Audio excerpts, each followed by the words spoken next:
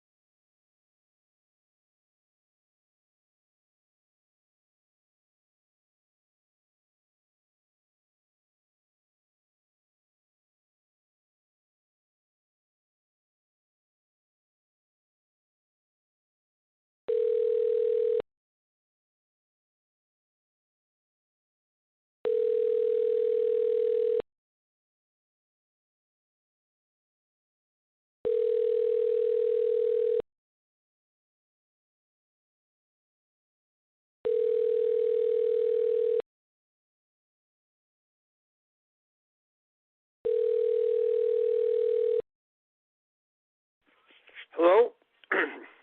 Hello? Hello? Hello?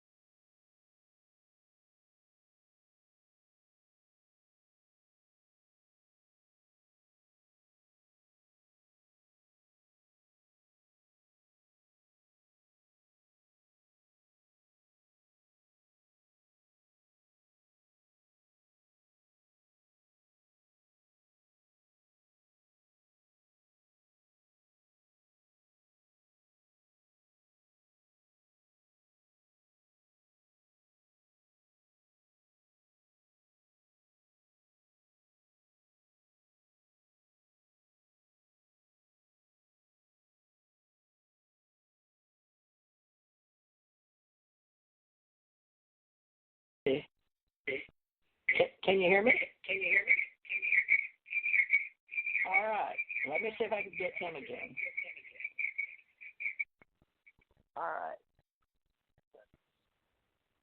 Dan, I'm trying. You couldn't hear me. So that's what we had last time we tried it.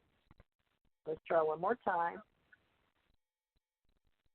Dan, I'm trying to call you, and you did answer, so it's the right phone number. Dial.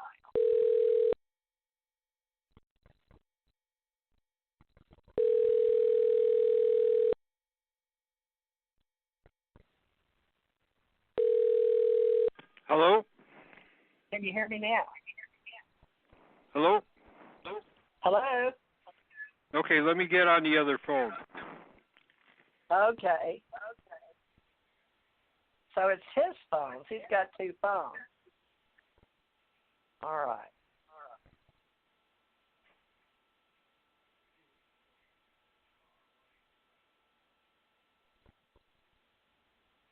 Well, let's wait a minute, folks. Janet, are you going to call in from Hawaii? Okay. Life coach? Can you hear me, Jan?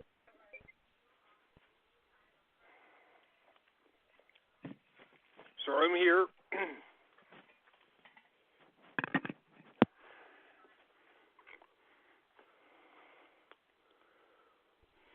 Jan, can you hear me now? Yes. Okay. Well, we're on. Okay. And there's something about you having two phones. Sometimes I can hear you and sometimes you can hear me, but you can hear me now, right? Right. All right. Well, here we go. Let me get rid of the feedback. Do you have any feedback? I can hear you. I can hear an echo of you. It's not a feedback, it's an echo. Oh, it's an echo. Okay. Let me turn my headset down. Okay, Jan, we're doing ACE Live Coaching today, Ascension Center Ohana Network, Jan Aldrich, Janet, and TJ. But Janet is showing an apartment right now, or bungalow, whatever you call it in Hawaii, where she is, at the Ascension Center Education Facility she has with Dr. Lesson. And we've been teaching for years and years, since back 89 to 94. And he has a degree in anthropology and master's in psychology. And then we do life coaching, and we also do ACE metaphysics and Tantra. And she has the International School of Tantra. And she's got the Soul Foundation she's building over there with the Ascension Center Network. Now, you've been working a long time, and you and I talked about J. Allen Hynek and UFOs and how you collected data and information. And we can go back to, I guess, what some people call the invisible college, because I heard Dr. Bruce Cornett refer to you and I with J. Allen Hynek, just because we worked, but we didn't have to be known. And you have a whole group of people that you're in, and you've been in 50 or so oral history groups. But now, what I'd like to know today is if you can help us decipher and grow all our professional associations that do different things, but understand why some of them are secret. We have Psychic University, ACE Metaphysical Institute, but I wrote the books on all that, and I've taught over 1,500 people minimum to be life coaches and metaphysicians and even do tarot readings. But can you help us with oral history and setting up our oral history in our archive? Whether they want to talk alien contact in Hawaii or UFO Association or ACE Folklife or ACE Metaphysical, doesn't matter the topics. You understand we can do these live radio shows weekly and help them with their groups. And so let's explain infrastructure versus structure and content, because you've been to a lot. You understand structure and content both, because you've done both.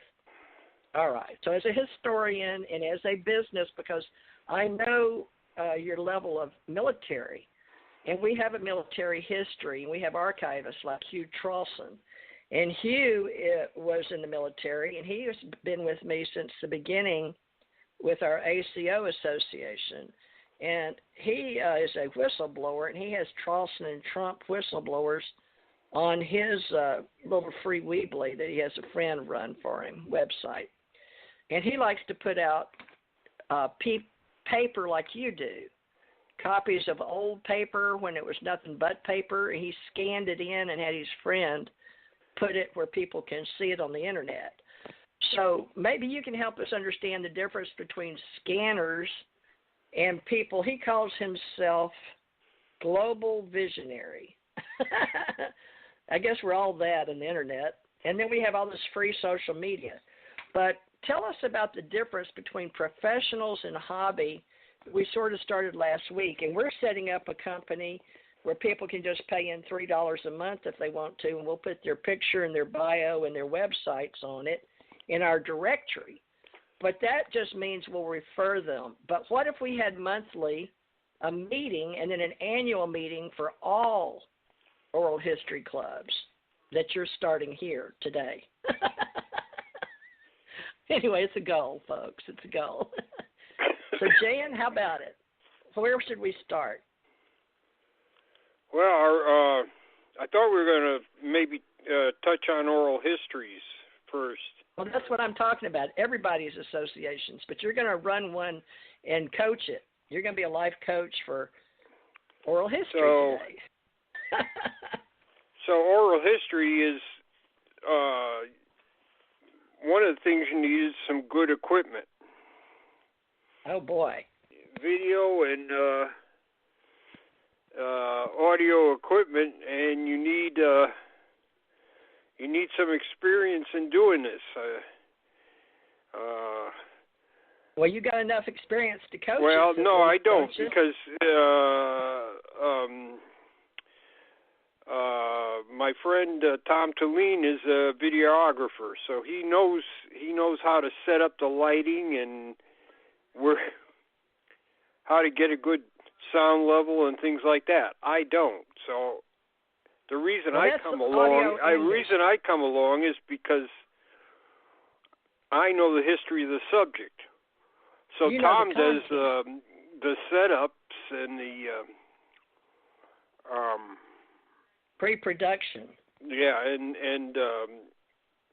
I do some of the questioning. And Tom does some of the questioning too, because he's done 200 of these things, so he knows what he's doing as far as the history goes. But so he does interviews. He does interviews, but usually he has somebody that's knowledgeable with him. So on a particular topic. Well, are you guys set up like History Channel or not? We don't set up like anybody. No, nothing like a television thing. No. Oh, okay. No. Well, tell us what y'all do. So, the thing is, with us, we are, like I said, we're not professional people. A professional they have certain things that they have to do with oral history, and we're bulling around through this thing like a bull in a china shop, trying to get things done because when we go on these trips, which I've described two of them on my website. It's the latest thing on my website about research trips. We usually try to get in touch with people that we'd like to interview beforehand and set up a time with them. But sometimes it's just like this. We get to one interview, and the guy we interview tells us, "Oh, you need to go see this person over here. They can tell you stuff." So sometimes it's just one thing after another. I know I started one trip in Arizona, and we interviewed a person there. Then we interviewed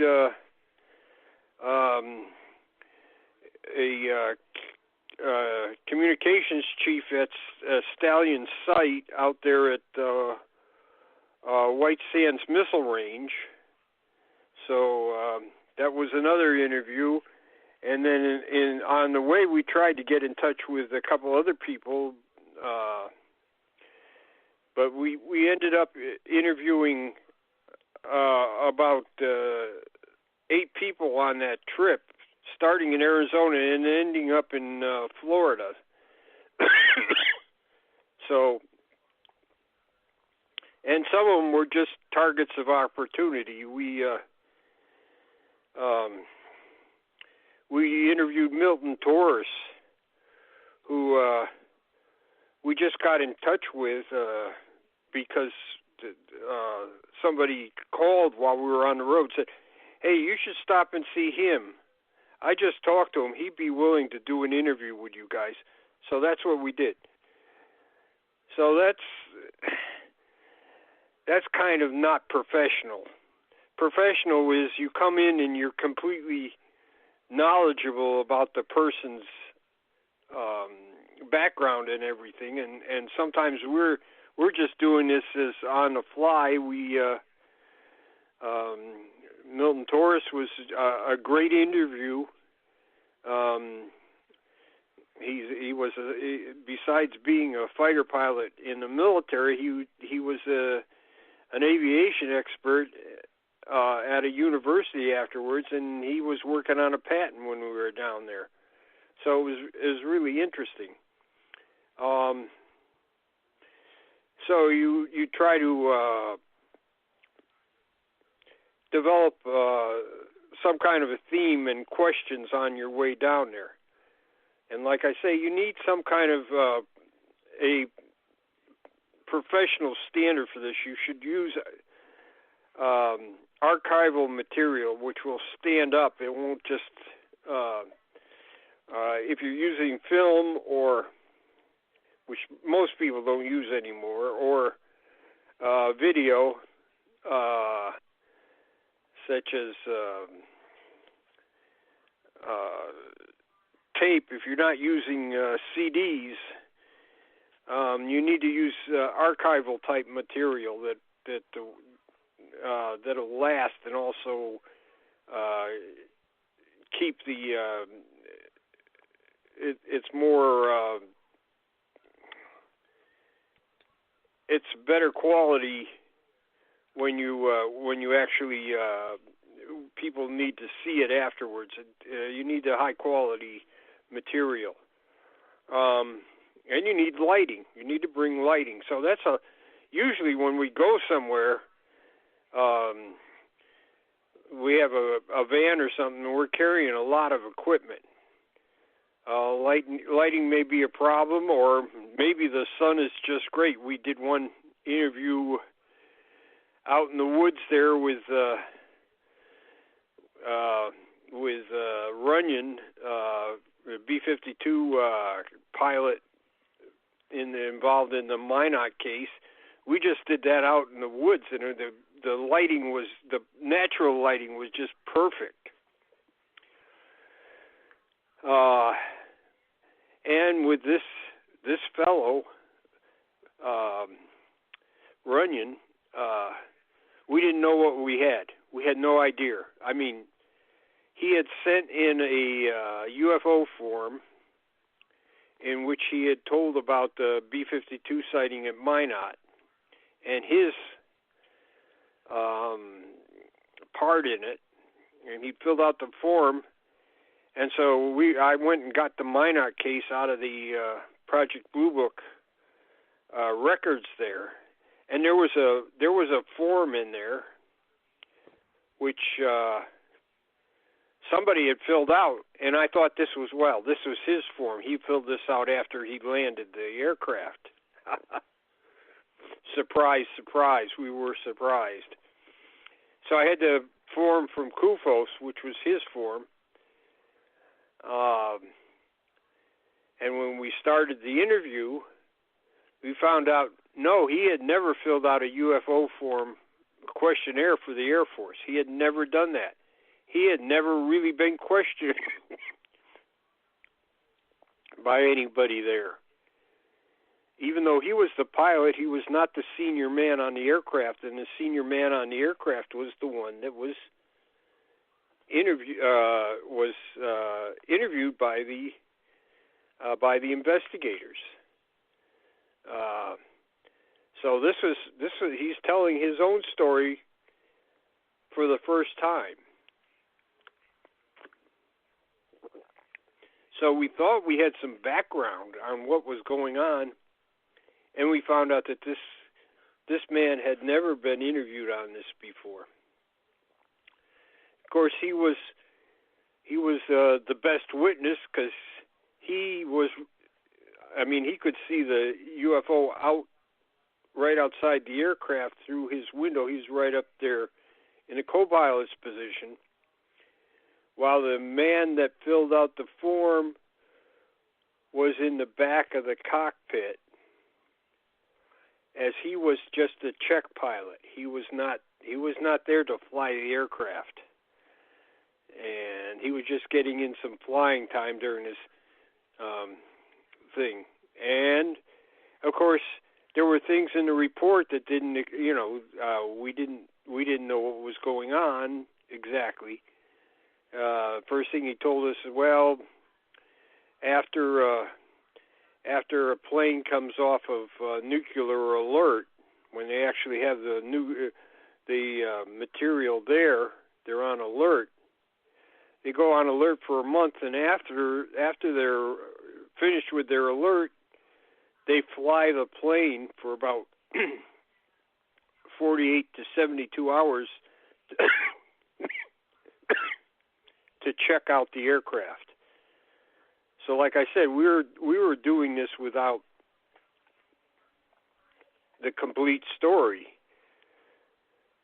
Now, usually when you start, what we do, this is our technique. We go in there and we try to talk for a few minutes about the person's, his life, his childhood, his education, his job, what he did, how he got involved in that job, things like that, so you have a view of the person and who he is. Also, it puts people at ease, and when you start asking questions about UFOs, they don't feel like they're all of a sudden being interrogated. It's just like a nice transition to what they how they were involved in the UFO case. And like I said, most of the time we try to prepare in advance, but a lot of times it's just, hey, you want to interview this guy? And all of a sudden we're interviewing somebody we didn't even know we were going to talk to. And that's happened many times. Also, many times on the way, somebody we were going to interview, they can't make it. They either, some of these people are old. We had a number of people that are in their 80s that we were interviewed, one in their 90s that we interviewed. So things happen like health crisis or other things. So you have to have a little bit of flexibility. Like I said, we start off with their life, whatever we know about it, we ask them, and then they supply details. So say like a pilot, well, how'd you get involved in this? How long have you been flying? How did you learn to fly? What was your career like? Something like that. Walking through the UFO case, we had the case file, but then you find out that they have certain things that weren't in the case file that they can add to it.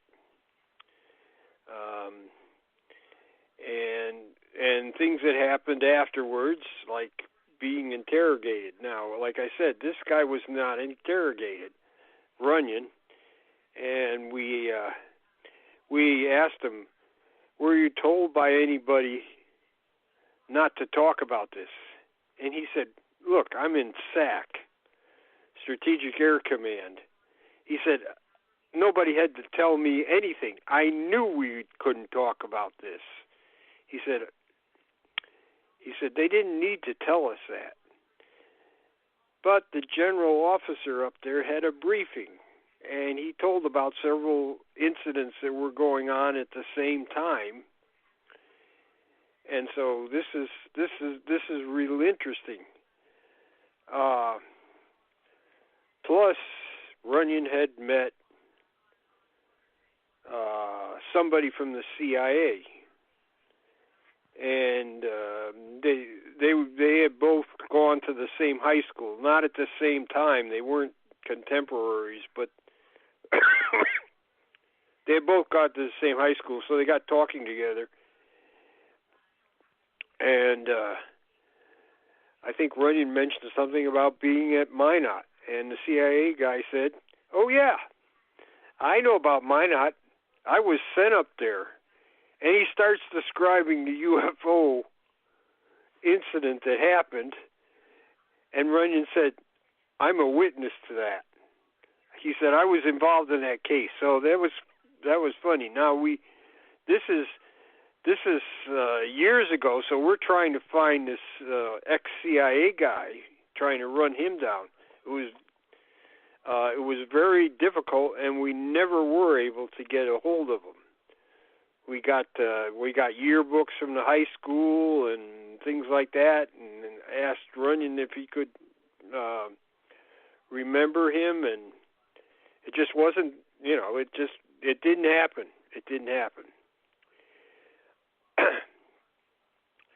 In some cases, you're talking to people, and right in the middle of the interview, they say, you know what, you're talking about my friend there. He was never involved in this. I said, well, look, I got a document that says he was. So we just stopped the interview right then, and we called up this guy's friend, and he denied being involved in the incident. So that's you got to be ready for that kind of thing. Now, professionally, if you do an interview, you send the person a copy, and that's what we do. We also send people copies of their interviews. But what you're supposed to do afterwards is give them a chance to add or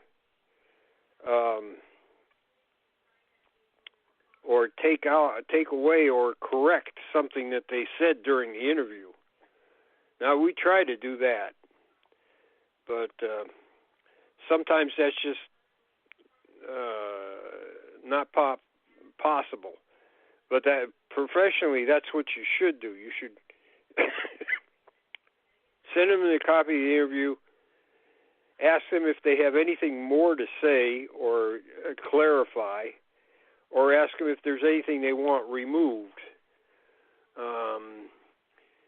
And there's all kinds of personal things that may just enter into it, so they don't want to talk about something that they inadvertently explained to you during the interview. So you have to be ready for that.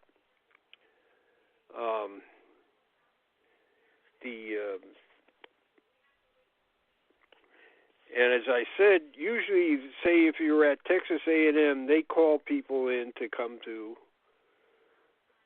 their studio there and interview people right there. We do this different. We go around the country and try to meet people at their home or some other thing, like maybe a library or where we can do this. So it involves a lot of traveling too. And as I say, a lot of times it's a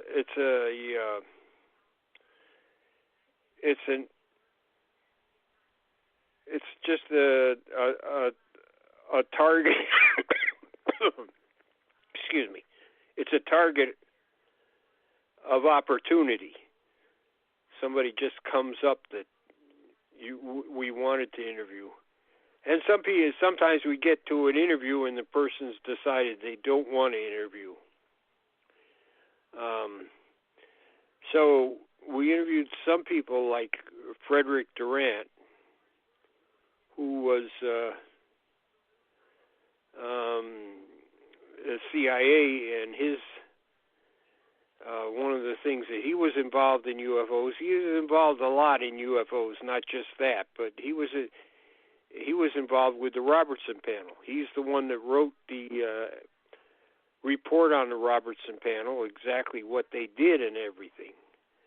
And at the time, we didn't have one of the scientists at the Robertson panel took notes. We didn't have those notes, so we were at a disadvantage, and he could have, if we'd had those notes, we could have asked him more questions. We did ask him a bunch of questions, and I got the feeling about halfway through the interview,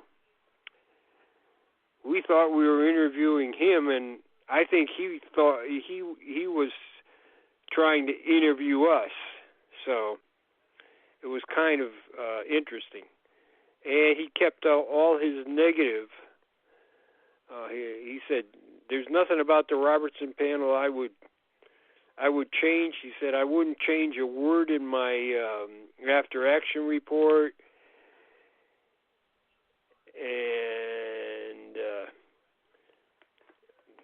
I just know from his actions afterwards with the Project Blue Book that he was more positive about UFOs during that period than he let on afterwards.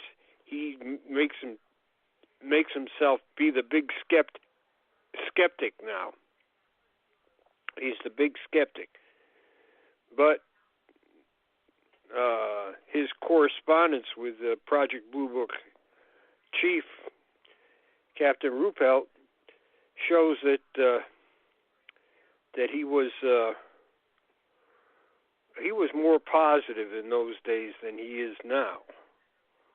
He was completely negative now. And we could talk to him, and he would admit, well, this thing is strange, and I can't explain this, but then he would always snap back to his old position. There's nothing to it. You're wasting your time. We never found anything that was of any interest. Blah blah blah. But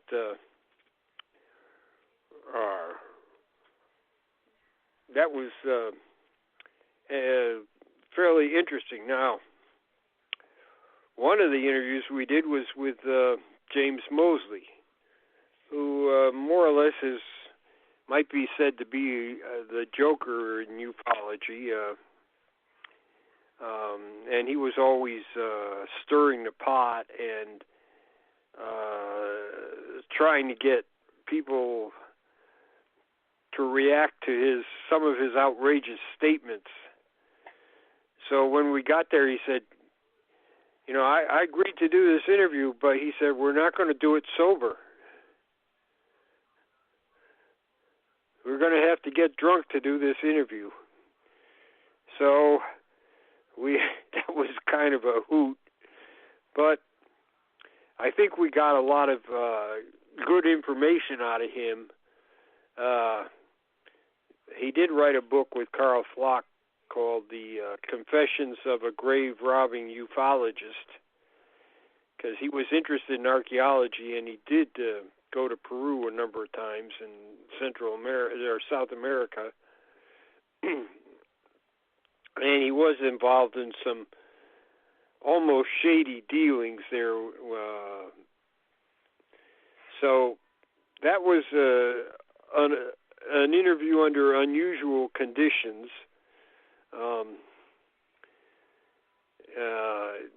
And there were no empty glasses during the interview. He kept filling them back up again. I don't think it was a particularly rich interview. It was interesting, and there are, he was involved in the early days talking to the Air Force, so that was something we could explore a little bit. Menzel had done a portrait that he gave to Mosley, so he brought that out. We put that in the interview. So things like that are very interesting. Menzel was, let's put it this way, he believed that there was life on Mars at the time when most people had already written everything off about Mars. Almost all scientists had. And Menzel was, so one of the things he liked to do is paint Martian landscape with Martians. And this was one of those portraits, and we used that for part of the thing. He had gone to the Air Force, and they actually showed him in 52, 53 some material that they hadn't shown Keogh. And he mentioned that he and Keogh had a meeting, and Keogh told Mosley, "You don't know anything." Said, I know more than you do about this. So it was kind of like, an ego thing. I know more than you do. You're useless. I think that put Mosley off on Keogh, and for the rest of Keogh's career, Mosley dogged him and made, well, let's put it this way, nasty comments about him for the whole rest of Keogh's career.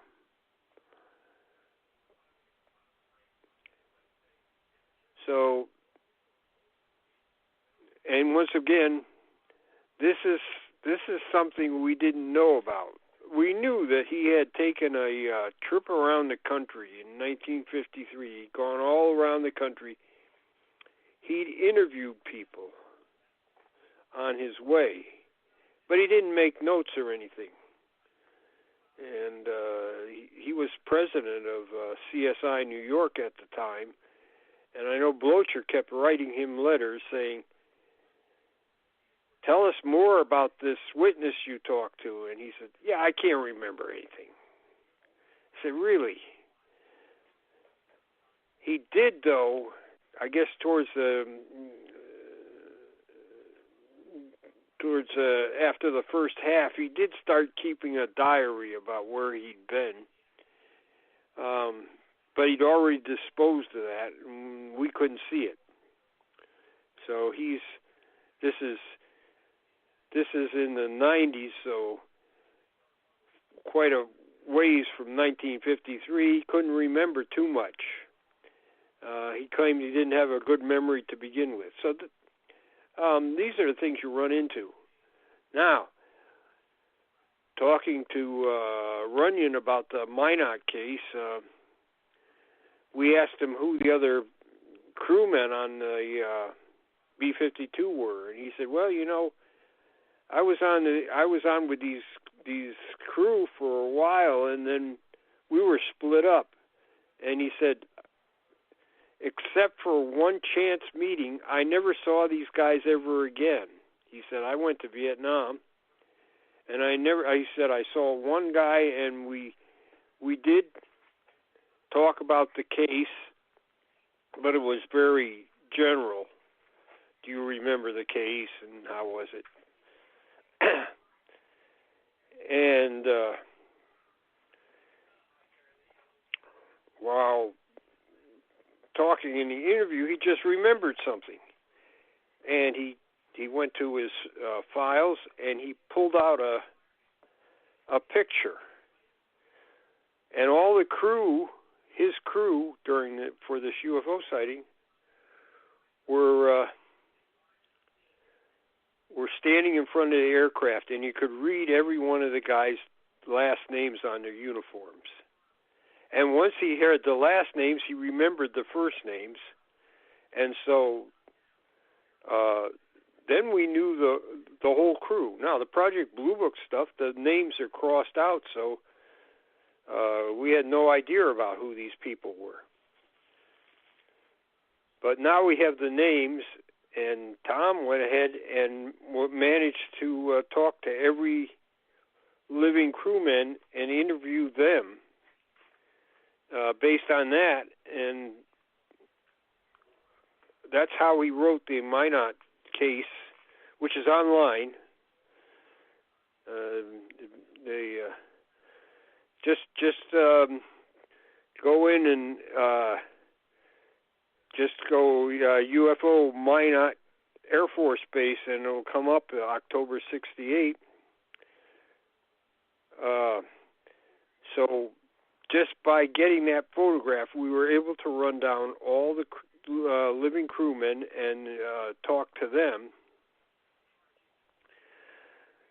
When Peter Jennings was doing his ABC special on UFOs, he got in touch with Tom, and then he saw all the interviews that had been done with the Minot crew people and documents that had been collected. And he went back and re-interviewed everybody, confirmed what Tom and the rest of us had done here, and it was right on the mark. And that's one of the reasons he used that in his special there. And 2 times on ABC News at night, he had stories on the case. So just from doing that, this case got a lot of exposure, and it's we were able to have radar people look at the radar data, because there's radar photographs of the radar scope while this thing was close to the B-52, and it was able to analyze the speed and how big it was and things like that, which is amazing. And one of the analysis was done by people at the French Space Agency. And like I said, we weren't able to find a CIA guy. If we found him, that would be even more interesting. And there's still things we don't know about it. We could still be investigating this case, because air defense people apparently, although we don't have documents confirming this, apparently they sent F-106s after the UFO. So this just shows the things that even a prepared oral history interview, there's all kinds of surprises when you start talking to people. Sometimes the things that are written down are inaccurate, and the people can set the record straight, which is also an important thing to do. Like I said, we stopped when we were with Frederick Durant. He just called up one of his friends and said, "Hey, were you involved in CSI Los Angeles?" And the guy said, No, I never knew anything about him. But the FBI had his name as one of the people involved. They interviewed Dr. Randall, who had been a German, he'd been a Nazi rocket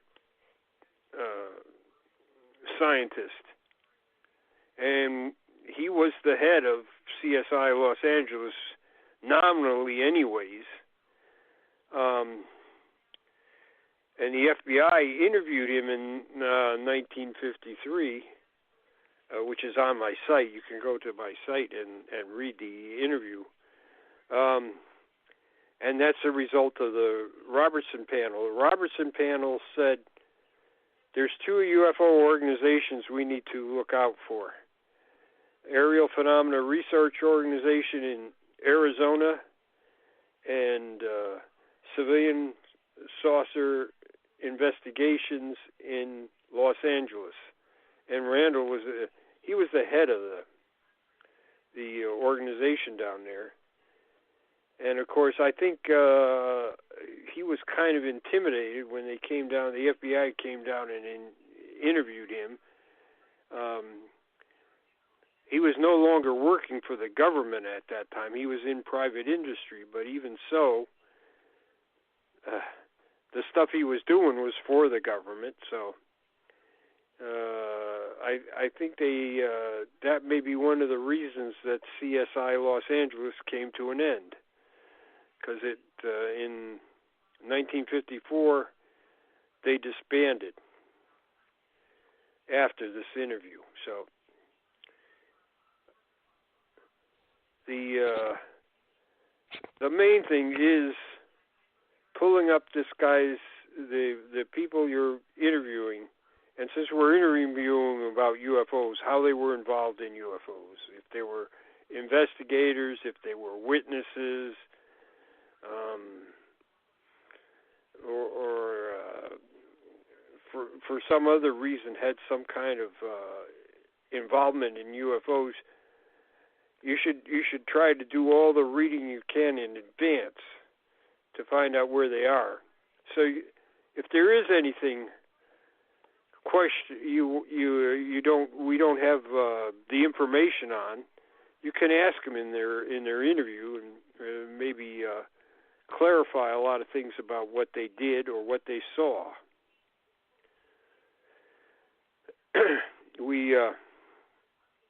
We interviewed C.B. Moore, and he told us a lot of things about interactions with the Air Force.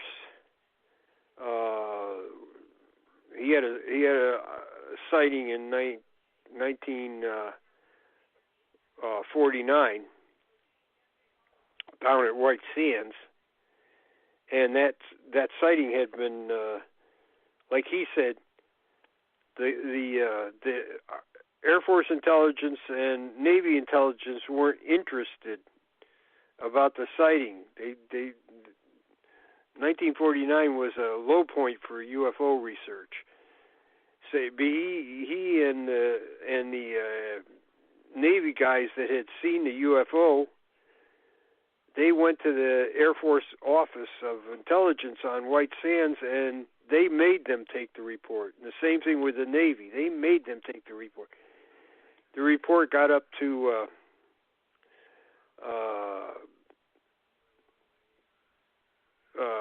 C.B. Moore's his supervisor, not his direct supervisor, but way up in the Navy, and this guy thought this was such an important sighting, he had it sent to the CIA.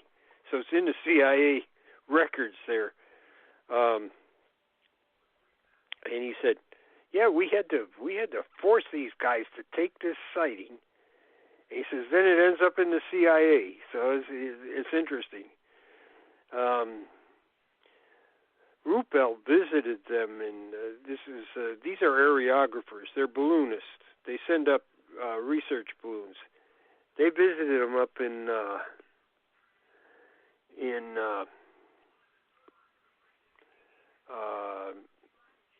Minnesota, and the vice president of the company said everybody that's seen a UFO will be there for this talk with Captain Ruppelt.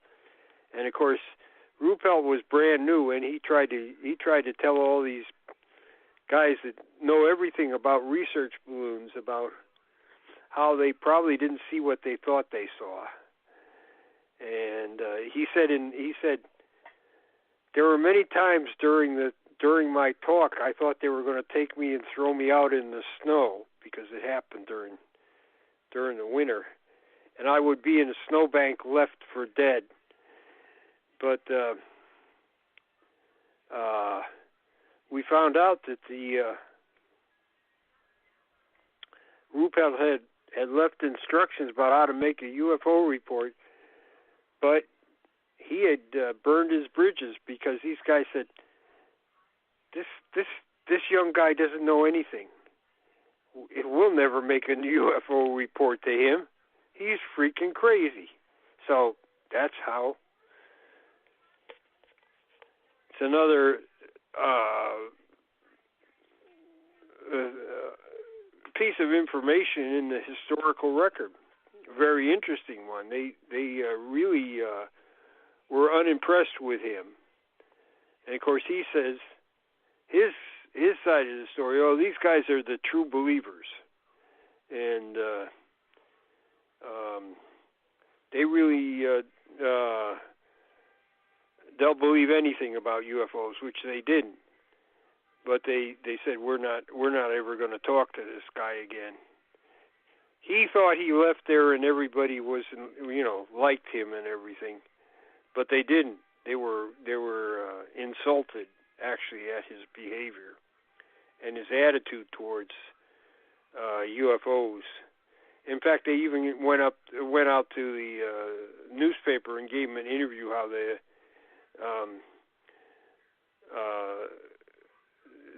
phenomenon should be more seriously treated, and that they didn't think that the officials had seriously considered what was going on. It was important to have an unbiased UFO program.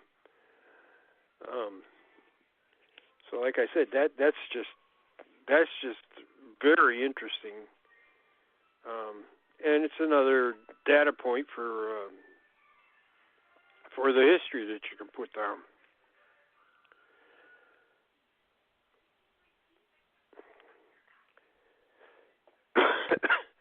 We also Thank you.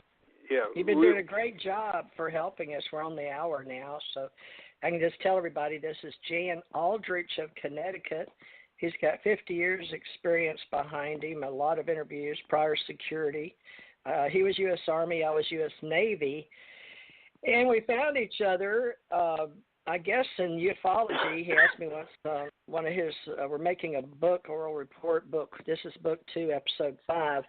But, we found each other, but it was through our ACO, Ace Folklife, and Smithsonian, and Dr. Bruce Maccabee, Ph.D. So I'd like to mention Dr. Bruce. And we recently had a new member, 2020, that stepped up to the plate to help us as far as directorship and helping lead our ACO club, and that's Dr. Bruce Cornett.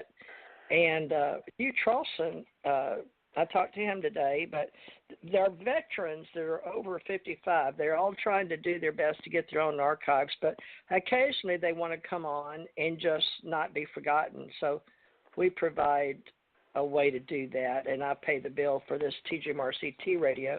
But this lets you know who's in what club, who's got what genre going on, or hobby, or professional association. Now, Jan, you told me you felt like in our club, where I'm helping people learn health and wellness as an advocate, integrative medicine, which we just had a event here in Milton, and we usually have 300 to 500 people, but we also open the door to the public, usually at $5 a ticket.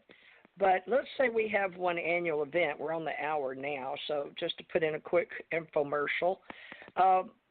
If we come together, and you and I talked last week about it being near airport, but I've got kids, and I say kids, folks, in their 20s, now seeing my, like Cosmos Ambassador or Ascension Psychic, or whether they're spiritually, metaphysically involved, wanting to know how would they get involved with us as life coaches. And some of them, I've been watching different YouTubes and want to create content But some of them, if they see a UFO, they like, well, do I just point my camera or my, this one ACO Air Force security guy says everybody's using their phones now, and he'll come on and help us, better with all of that. But we got to find people we want to work with, and so that's the association, and it doesn't have to be a spiritual group or UFO group. We have niche genres. And what I want you to do, Jan, is help me provide structure for everybody and help them in their internet archiving. Like you have 1947, but you've also been to all these meetings. And the oral history, like this would be considered oral history because we're archiving it on the radio. And I'm going to hopefully keep all these and get them kept somewhere. But it's so expensive for so many radio shows holding the bandwidth. There's live, and then it's gone unless you have the ability to record it, archive it, and use it as a replay podcast, which I do on lots of these iHeart and iTunes and Spotify and Stitcher. I pay for all this, Spreaker, and Vozcast, and this is on Vox Nest. You know what I'm saying? And it takes a lot of money not everybody has that kind of money, but you were out there traveling. But last week, I said it on our last show, you told us about what it cost for oral history, and I'm using their prices. It comes out to roughly $100 a year or $3 a month if you want to just be a supporter or contributor or just supply, collect your own stuff. So how do we tell people if they can't? It's hard to be in MUFON unless you got money to travel. It's hard to be in CUFOS now because they're running out of places to keep the archives. NICAP is no longer, and those ones you mentioned, Saucer, I don't know if it's CSI,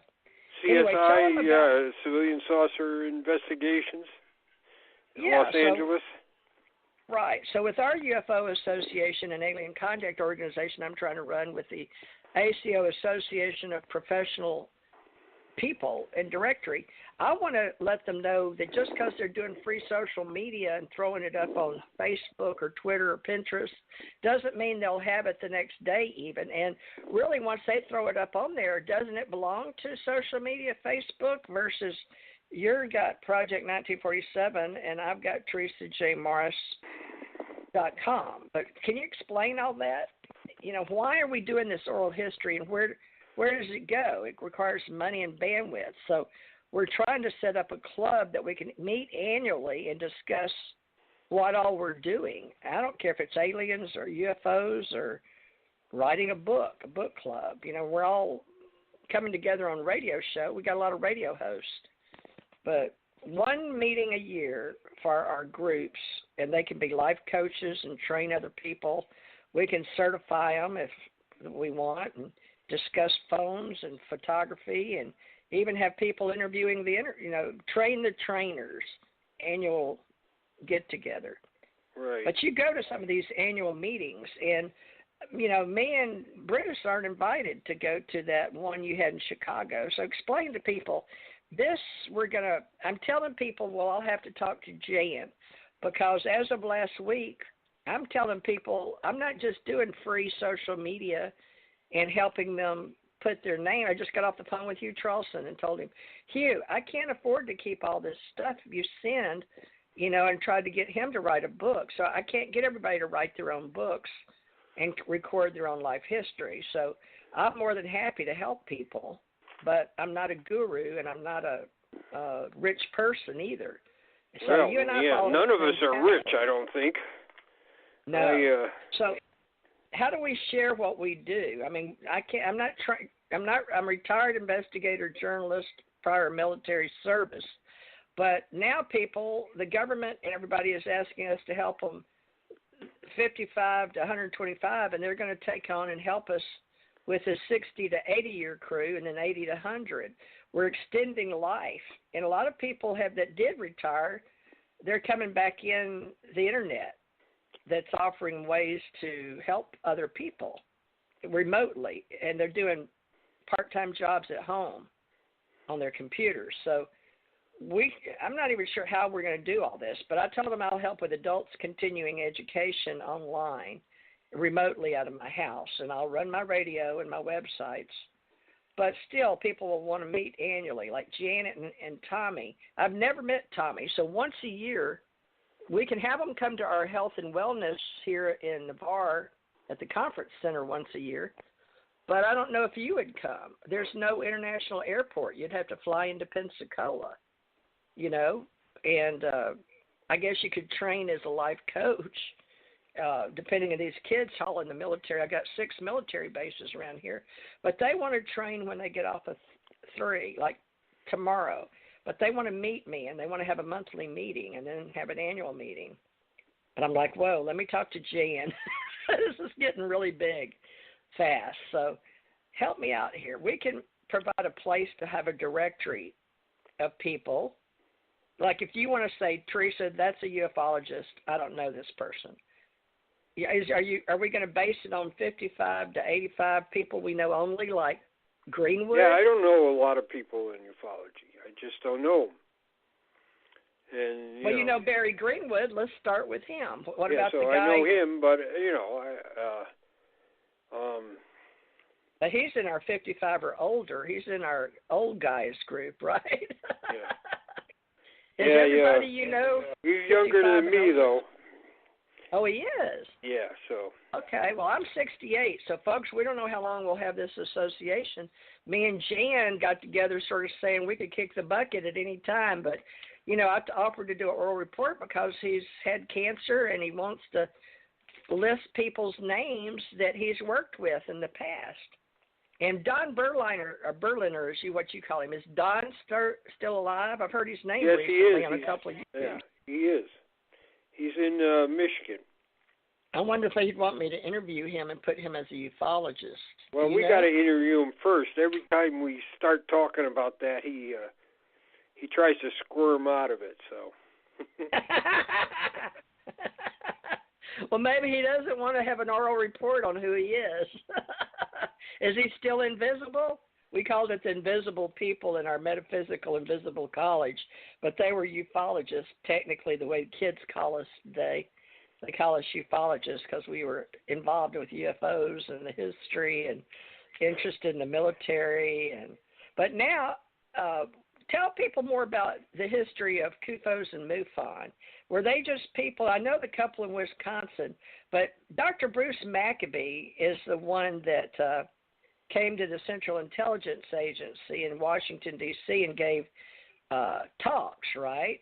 That was Dr. Bruce. Yeah, he was, as Richard Hall said, he was playing footsie with the CIA. And a lot of people. Now, there's a lot of people in this business that are real paranoid. But it's nothing like it was in the 80s and 90s. And so if he just talked to the CIA, everybody was all up in arms because he talked to the CIA. I said, I'll talk to anybody. I don't care. And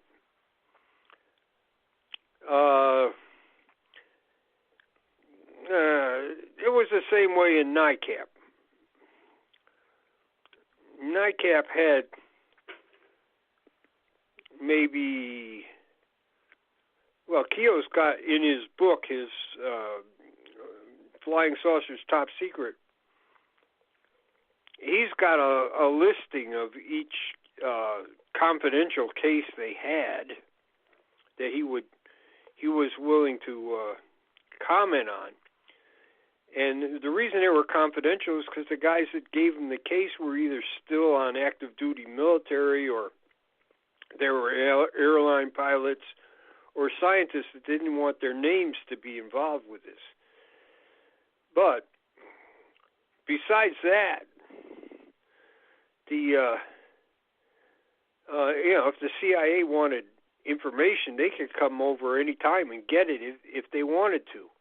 Now, in 1963, NICAP published something called the UFO Evidence, which I recommend everybody get a copy of that because you can get it online at Amazon for a couple of a couple of bucks, or you can go to the NICAP website, and it's right there. You can look at it online if you don't want to spend,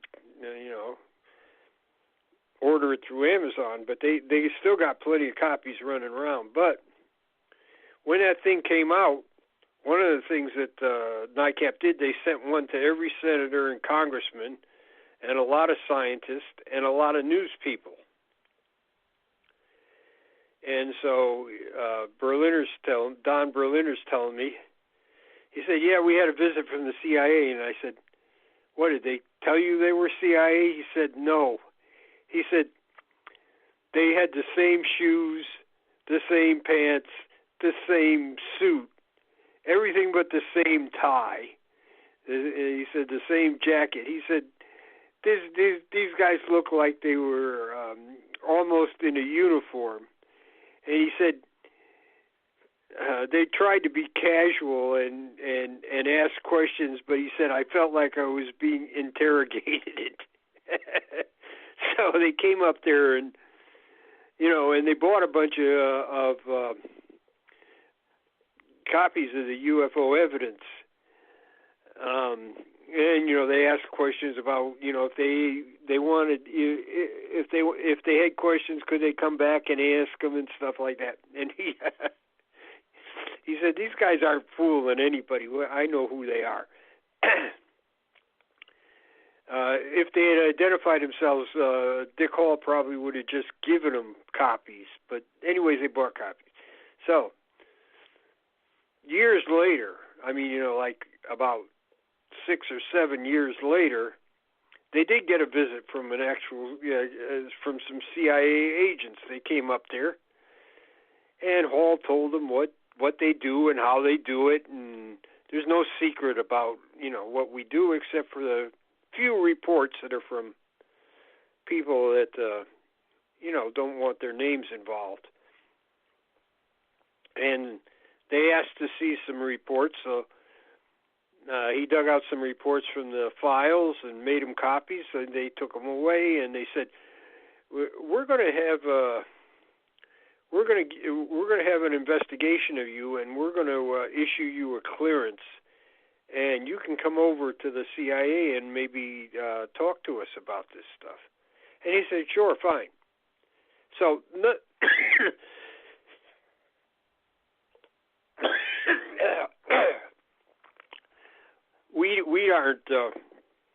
we weren't particularly,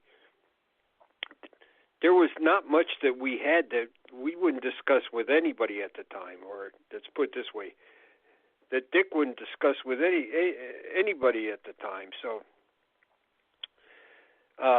he did find out he was actually put in for a clearance, and they were investigating his background, and he had no idea about what level it was going to be. But nothing ever happened afterwards. So he tried to put in a FOIA request to find out what they had found, and he, since it's a FOIA on himself, he waived all his privacy rights and said, "Yeah, I don't care. Just send me what you got on me." And you know what? They wouldn't do it. Yeah, I know. I tried that myself. So, I never thought. I think like Don did. All right, so you and me, we know what we're supposed to do, but we've got to have all those manuals just about. And they, since you and I got out, now I got out 93. I did 80 to 93 in a uniform. But what did you do? What years were you in? 67 to 93. Right, and then all the political people that run the different state, Kentucky, and governors, and all the city governors, and then I was at the federal level, see, in 67 with Allen Dulles. My dad had to sign the paperwork to get into the government clearance, and he said, my dad was an adult and I was a child, okay, in May 67, but I agreed to do the Houston Spinnerets, and they put my picture in the Houston Chronicle. It was, I looked like an airline stewardess in my red little thing when we were graduating high school at James Madison High School. And I went into school, and everybody was looking at me like I was a celebrity because I'd been in the newspaper. Woo, yeah. But I didn't realize what all those paperwork and government, but they said it was going to be easy because I was just 15. But they thought I was graduating. I was in the high 11th. And my husband, he was my boyfriend, had 5 scholarships, including the University of Texas. And then Chris Kraft at NASA hired him direct because his dad worked for Grumman, and it kept him out of going to Vietnam to get killed, you know. So it all worked out for us, but the Men in Black came and talked to me and Steve in the James Bond movie and got us all involved, and then the Houston Spinnerets, I had a double dose. Well, that confused people when I went back through the uniform wearing because they didn't want me to wear a uniform. They didn't want me to get military training because I'd been in 20 years. So when I went for intelligence after I went through Office of Personnel Management, and then I went to Chicago, and the FBI was used to working with me, and I could go in their offices, but right next door, back when I was a kid, the CIA was right next door. And so in Chicago and Wisconsin, that's how I know CIA and the couple that worked in Wisconsin. But they would say, well, because I was an investigator, well, who do I say I work for? Because I had to go take a bunch of tests in Chicago for my intelligence clearance level. And I had to be fast, and they said, God, you're the fastest we ever had. I don't know if they were just blowing smoke up, you know what, but the girls, there was 2 girls in the CIA office, and I said, well, what am I supposed to tell people as an investigator? They said, just tell people you work for the Secretary of State. So I know back in the 80s, it being Men in Black and all that, women in black, we all had these codes inside the government. So, you know, with Hugh Trolson putting his name up there, Trolson and Trump in our group, we're now all the old guys. So we're the old women and men in black, or that were undercover or invisible college people. But some of us were trained in uniform in the Army, Air Force, Navy, Marines, maybe even Coast Guard. Some of us got briefed, and some of us, I did debriefing and briefing. And some of us knew about confidential, secret, top secret, and special access. And I used to drive to work with crypto people. And have you been to Fort Meade or NSA? Did you learn about NSA at all or anything yourself? Well, I learned about it because I was in intelligence, but no, I've never been to Fort Meade Well, it's real complicated, you know, and people can go to Langley Air Force Base and not be a spy. They could be training the dogs or something. There's different ways. There's different activities going on everywhere. And I was a truck driver too. So later on, I became a truck driver. So I was in and out of country. I wore uniforms. I was a GS, and so people in the MUFON and Mutual UFO Network, they don't really get all of that. And a lot of people in MUFON, they don't understand how to be real good historians or journalists or investigators or analysts or reporters of any type. So I thought when you came through with Bigelow, maybe we were going to get it together as Star Team investigators. So that's when you came up with the other 2 groups. There was 3 groups. And that was... the Coalition for UFO Research. So that was... Let's establish MUFON, that. What year? MUFON, 1993. I got out of the military, and I started looking around at getting more involved in UFOs because I was out of the Army. That's when they put me in, 93. I called Berliner, and we talked. And I told him, I said, I want to continue Ted Blocher's research on 1947. He says, except for Roswell, there's nothing to find out about 1947. He said, Ted found everything. That's what he told me. But I was talking to him on the phone. Yeah. And he told me that, and I said, well, he said, if you could think of something to do in ufology, he said, we're getting some money. Now, he didn't tell me it was from Bigelow. He said, the coalition. We got a coalition of the three groups, and we're going to get some money. And, are you kidding me? That was in '93. So by the time yeah, Bigelow but they had been working on it probably back to '92. Holy crap! I kept wondering why Bigelow's name kept coming up in all my investigation, or people, and I'd run the other way, or I'd be on the interstate, men in black cars would come up. I'm like, holy shit, who is this Bigelow? He was scaring the crap out of me because I was an investigator, and he wanted to know what I know or who I was investigating. So it's sort of spooky. So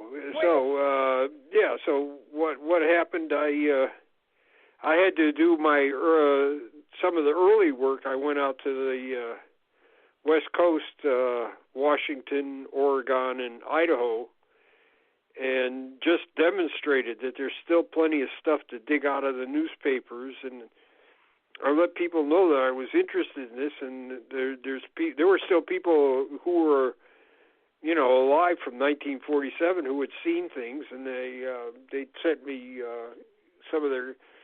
So I took this into Berliner, and I said, see. Not everything has been found.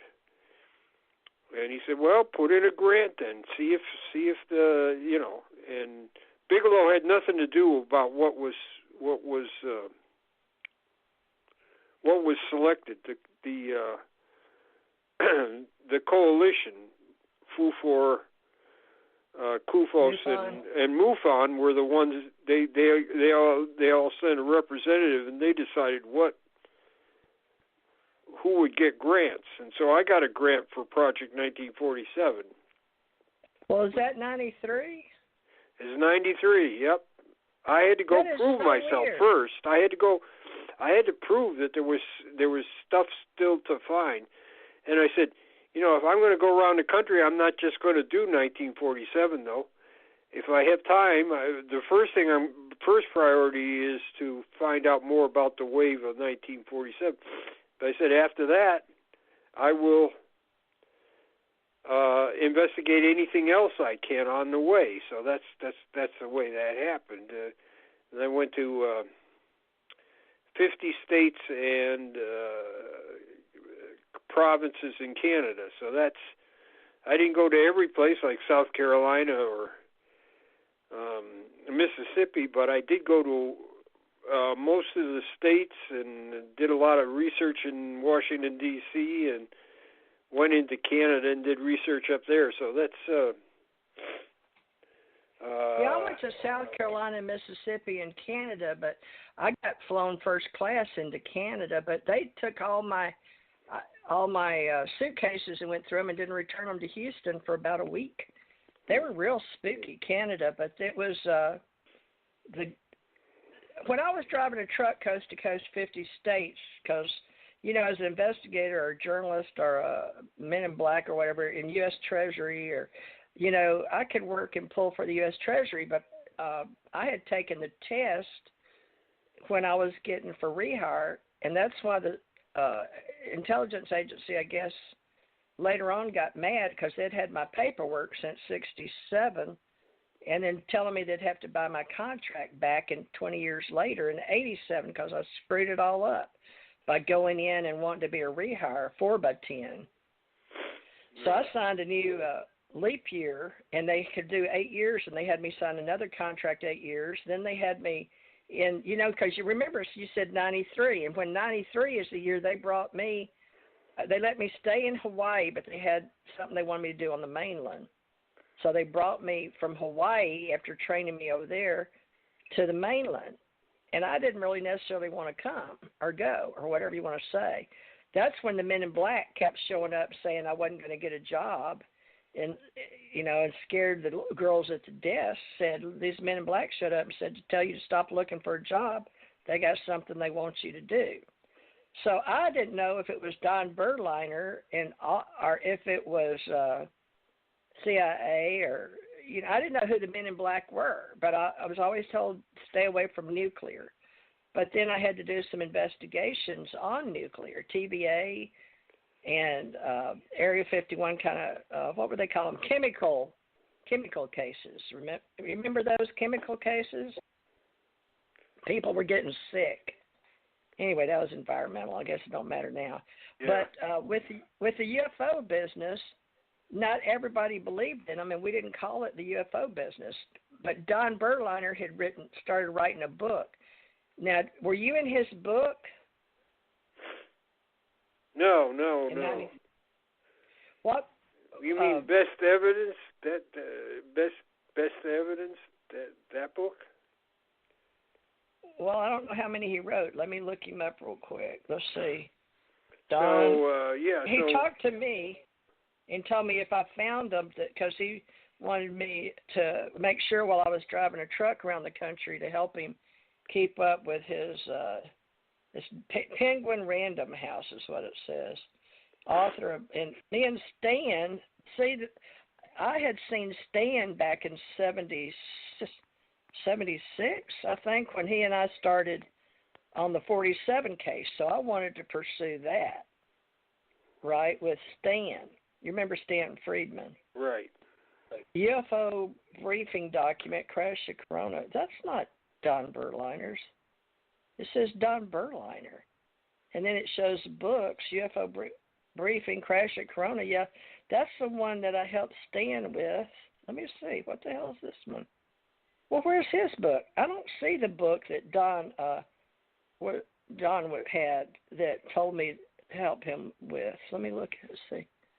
UFO briefing document. No, that's Whitley Strieber.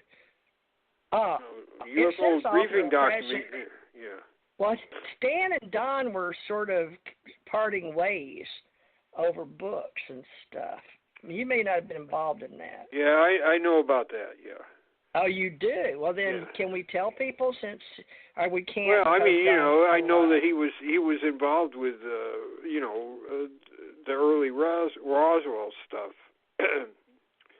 So. Yeah, but did you know that? His name isn't on the first book, but he helped write it. Yeah, there you go. Yeah, well, Don and Stan were both talking to me, but I was being like mediator or something. I don't know what I was. I don't know. I better shut up because Don's still alive, and I don't want to. There's still a lot of history out there, folks. Let me just put it out that way. Read more about life works of Stanton Friedman. Here's a government incident that's really strange because, like I said, NICAP would help anybody out, but the government was not at all cooperative with NICAP. And, of course, when FOIA came around, they were forced to be cooperative for a while until they figured out ways around FOIA. But this happened in the early 60s, way early, before about 62 or so, 63. He was born June 26, 43. Yeah. John was older than me, always, let's see. But Stan was older than him, right? Right. So here's what happened with this. This guy from the State Department called up Dick Hall, and he says, "Hey, we're assisting these two television producers from Argentina, and they want to do a television special on UFOs. Could we?" He said, "And I'm helping them."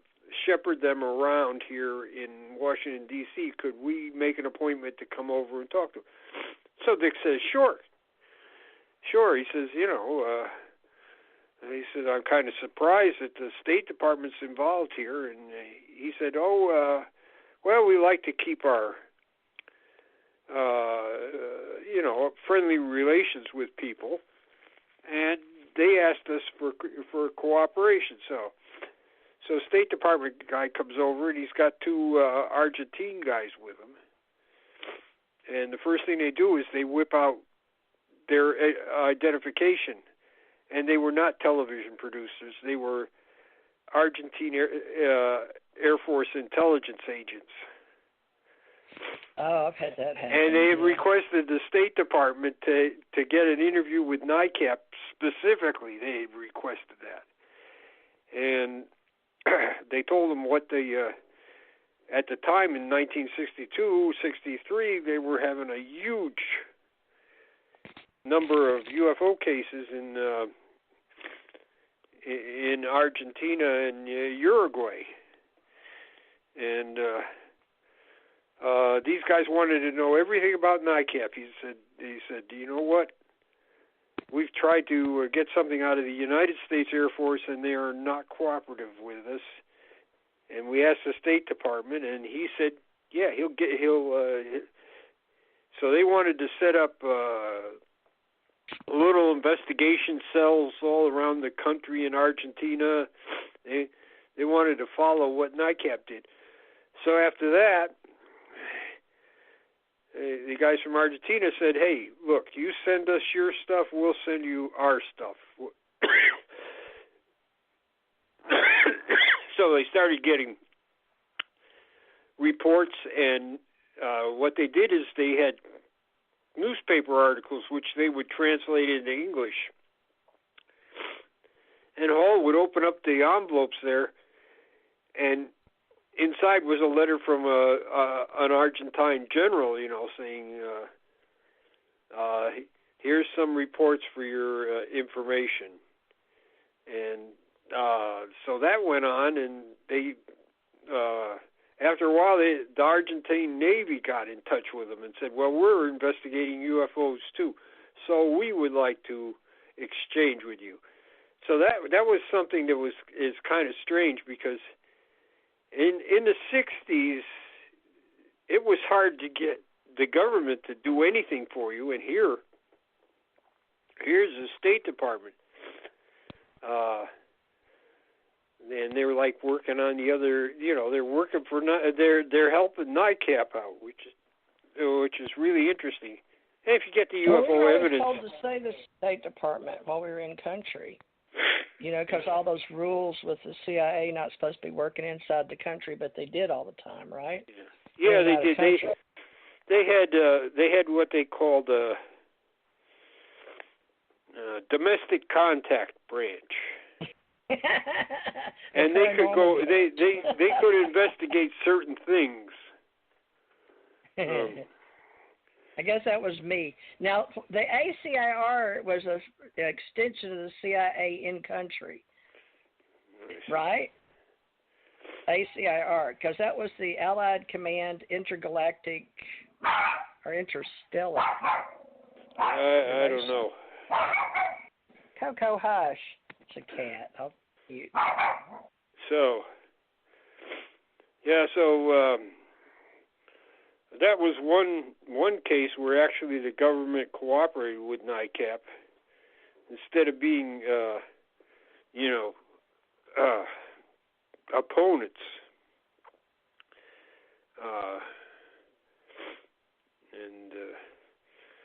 And the Argentines were very forthcoming with actual UFO reports from their pilots and everything. And if you get the UFO evidence, there's a small section where where some of those reports are summarized. Well, they were going to let us and the government with the ACIR. They called me in. Reagan, I think it was it was Reagan was President Bush, because I had to meet Reagan and Bush. But they chose one person in the whole entire United States, and that was me. For the ACIR, out of NASA and CIA and government, President Reagan and Bush. Isn't that weird? But I'm the token person to keep this going. You think that's because J. Allen Hynek picked me in '85? Why was it? Because he's the one that met me on the airplane. And I don't know why I got picked. But I was already given ACIR back in '67, but they didn't let me use it legally till Reagan got shot at. And they had me sit down in a hotel and tell me something really big was going to happen, and I got to watch the thing play out as part of my training. as ACIR. And I was like, I don't understand. It was Men in Black. But I don't know who the Men in Black were. They never said. And my partner and I, James E. Posey in Investigative Services in Birmingham, got real mad. It's one of the biggest arguments we ever had. Okay. He even pulled his gun on me. Oh, I better not say that shit. Oh, I'm in trouble now. Oh, well, we're old. They told me that it wouldn't matter if we stayed under the paranormal desk and we stayed retired. You know what I'm saying? Don, me, you, Stan, and they'd let all the old people make money, and that would be disclosure. That's why I was supposed to help Tom with his book and everything. Right? He did CIA spy games or something. I helped him. Oh, okay. Did they tell you? So that's where that ACIR comes in, but they made it Advisory Council Interstellar Relations in '85 with Reagan and Star Wars.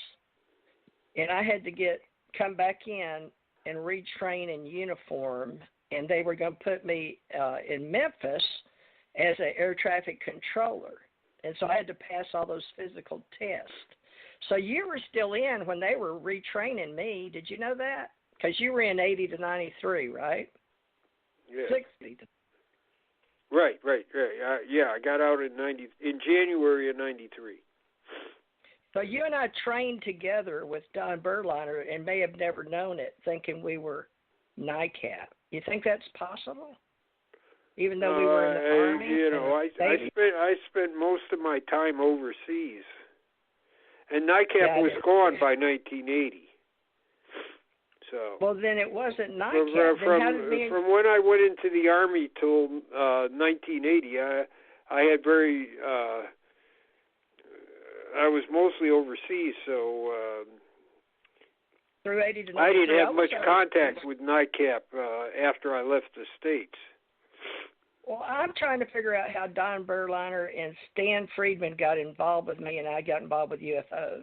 Because Stan and I, the Navy came and picked me up in a black van and took me to San Diego, and I had to train over there at Balboa, and they gave me that so they would know that I'd been in and took my Social Security and everything. And the hospital corpsman put me in some kind of all the records in Balboa. Then they let me come back out because my husband was at NASA and raised my kids. So I had 4 kids. Then they put me back in uniform and send me back to Orlando for boot camp training, telling me I'm a 4x10 and I'm in a SAM on an 8-year. They put me on a retraining piece of paper from 85 to 93, took me in the basement and told me, basement goat locker, Houston, MEPS, and then took me in the Lowry Air Force Base and gave me a really high clearance besides Q, TS, and I was waiting on my clearance because that Ed Ames or something Ames, made it all screwed up in 85. You remember that? Some spy or something screwed up with it. Anyway, Aldrich Ames? Yeah. Aldrich Ames. Yeah. So the German people flew with me, and I knew we were dealing with Europe and Germans. I don't know. Here's what's funny is I was trained from the time I was a teenager in the spy business because I wanted to be a James Bond person, and I've twirled batons and stuff in Houston, Southwest area near NASA, and married a guy working at Grumman, and then they're putting people on the moon and all that, and I'm a part of that. But the whole time, I have no clue who I really work for because it's intelligence community. And different groups pass me around. So by the time I got 85, I'd just come back from Africa, and Tom had just come back from Africa, and I checked in the embassy in London, and I worked with Interpol and Scotland Yard and what is that insurance company? Lloyd's of London. And then that guy, Kevin Smith, the international police guy, he moves, and they track me through West Monroe, and then I go on Kevin Smith's show, and he dies. So I don't know who or what was all involved, but it sounds like it was complicated, and that people just passed around who they needed as a contractor, is what it sounds like. But it all comes back to Reagan and Star Wars and international police and NASA and CIA and NSA. And NSA was, I dated I dated Secret Service, FBI, NSA, NIS. So that's the kind of guys I was hanging out with. You know what all those are? What do they call them? Alphabet soup. Right. So are you and I supposed to be disclosure in 2020? Because they told me the old guys that they would be able to get together and would put it together like the old guys in 20 years. Yeah, so I don't know what disclosure is supposed to be. I don't think they're going to disclose anything. Well, we are disclosure, you and I, and anybody else in the. I don't. You know what? I think the government's got more and better data, but I don't think they know anything. Well, we're supposed to be the historian. As Orville Fontes said in early '60s. That's what he said. The government's got more and better data, but they're as puzzled as we are. I know, but they know that we know back then, so I guess we're just the archivists of the old guys. The way I understood it and what I was lobbying for, and my husband back when before we had Homeland Security, Tom had to go before the Congress, Thomas R. Morris, and then George Fowler put him in some of his speeches or whatever they do at MUFON, but where you are when extraterrestrials land or what base and all that. But legally, my husband wanted to stay out of it. The CIA came to visit him on his deathbed, but, a couple of times, or at least once. But there was a whole bunch of stuff going on because we were ruining our history, and my husband was a historian and worked at a museum too.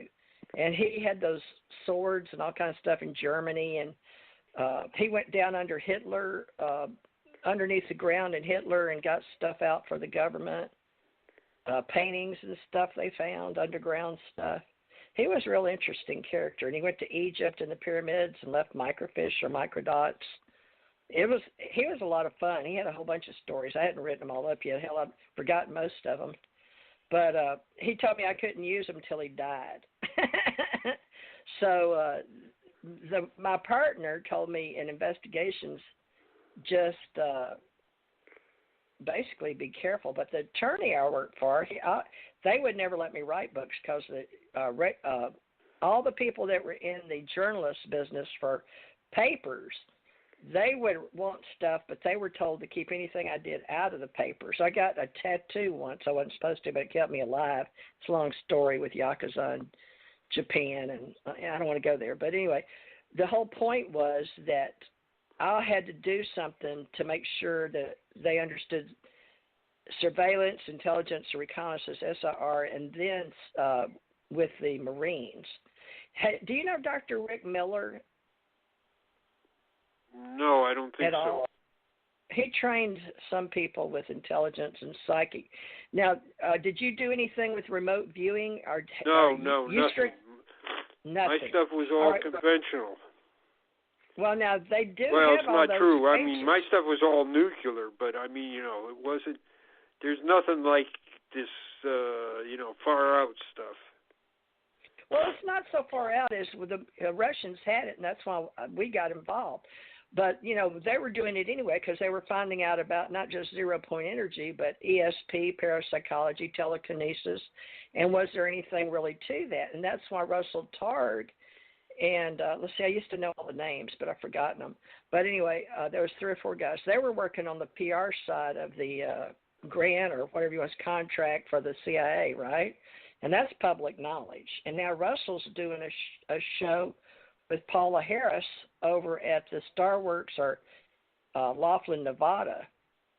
They're going for the ESP side of it or the telekinesis or parapsychology or the remote viewing side of the UFO business. But there really is legitimate, not to mention the psychics and stuff. There are some people that do that. But now we're going into neuroscience. But that's a whole nother level of prior military. And now, with neuroscience and where we are with not just parapsychology, but neuroscience. What's the other word? Phenomenology and quantum physics and string theory and interdimensional travel. Do you know who, one of the guys that was on a government contract was Stuart David Anderson. Do you remember him? No, I don't know anything about him. Oh, okay. Oh, well, you probably wouldn't, you'd call it woo-woo, but there really is a lot of stuff in India and Air Force, and when we had the 28, at one time we only had 28 space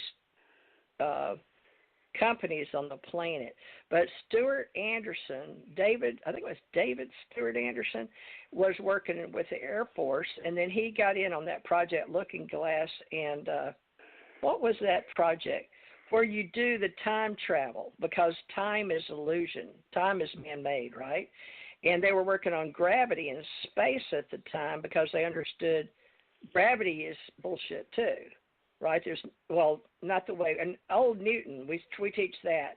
But this was the stuff we knew in the intelligence business and in the psychic business.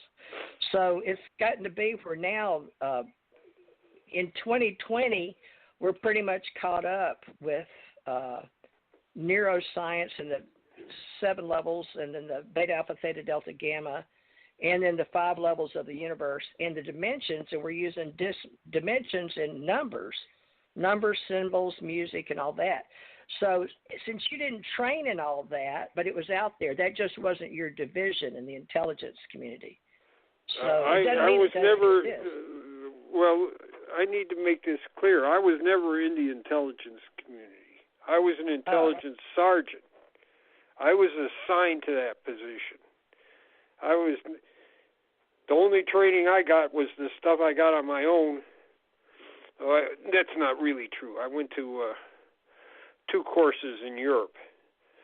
But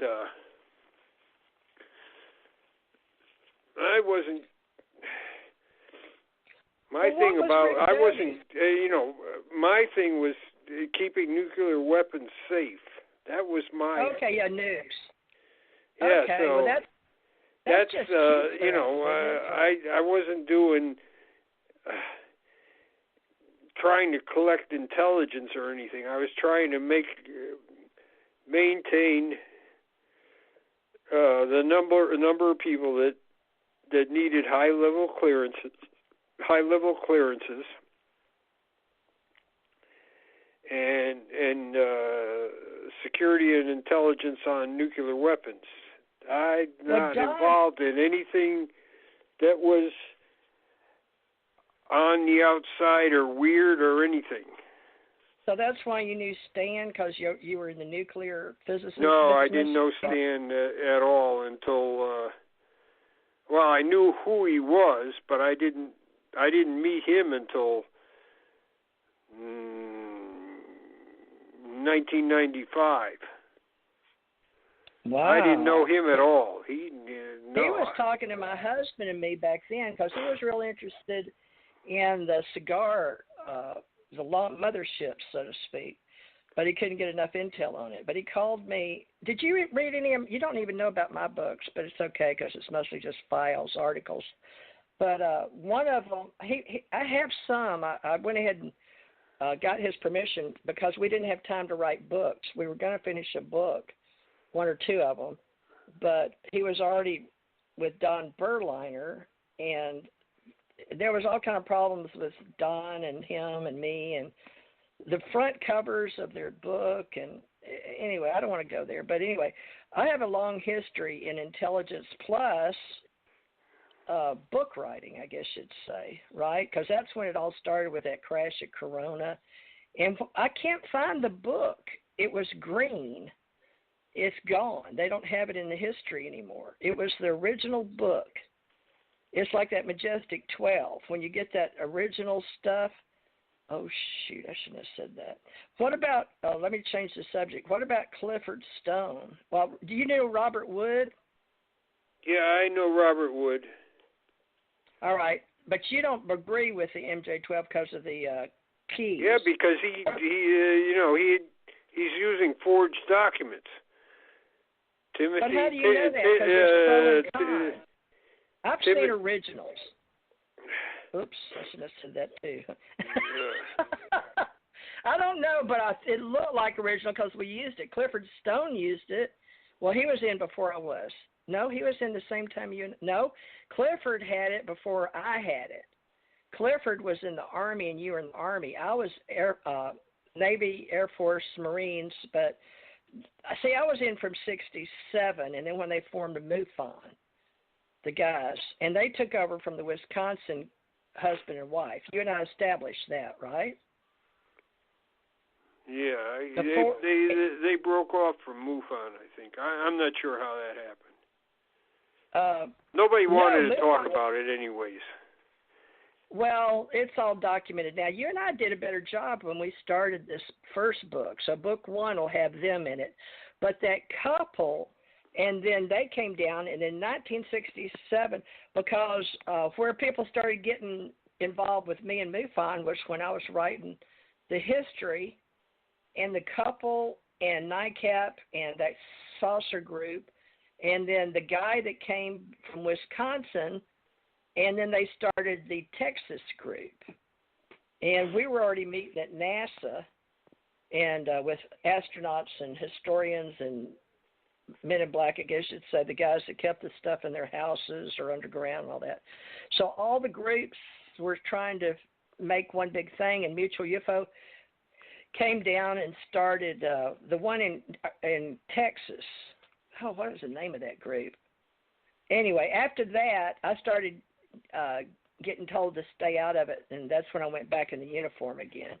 So, but I remember when they talked about the MUFON and starting it, 4 or 5 guys, and I remember when 4 or 5 guys, and we talked about letting, not Bob Lazar, but yeah, Bob Lazar too. We thought it was all over with going public when we did, my husband and I were you were in there in the 80s when I was going to Vegas and Africa. I was overseas in most of the 80s.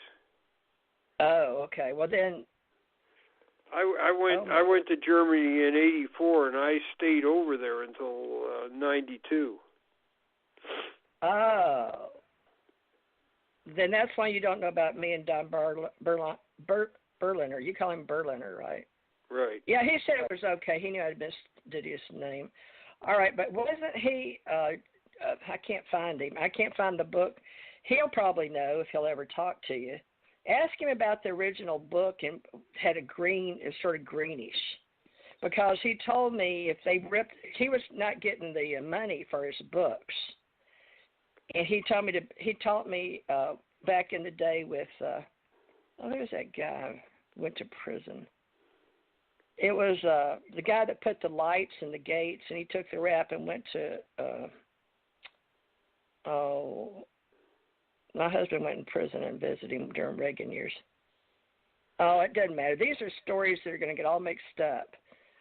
But anyway, when it had to do with Berliner's, Stanton Friedman, and Berlitz. Berlitz too, and then the guy with my uncle, Strom Thurmond. Strom wanted me to come to.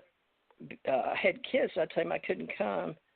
But they made me, anyway, I don't want to go there either. I don't want anybody to know that. Be a page and stuff and get into politics, and I wasn't interested.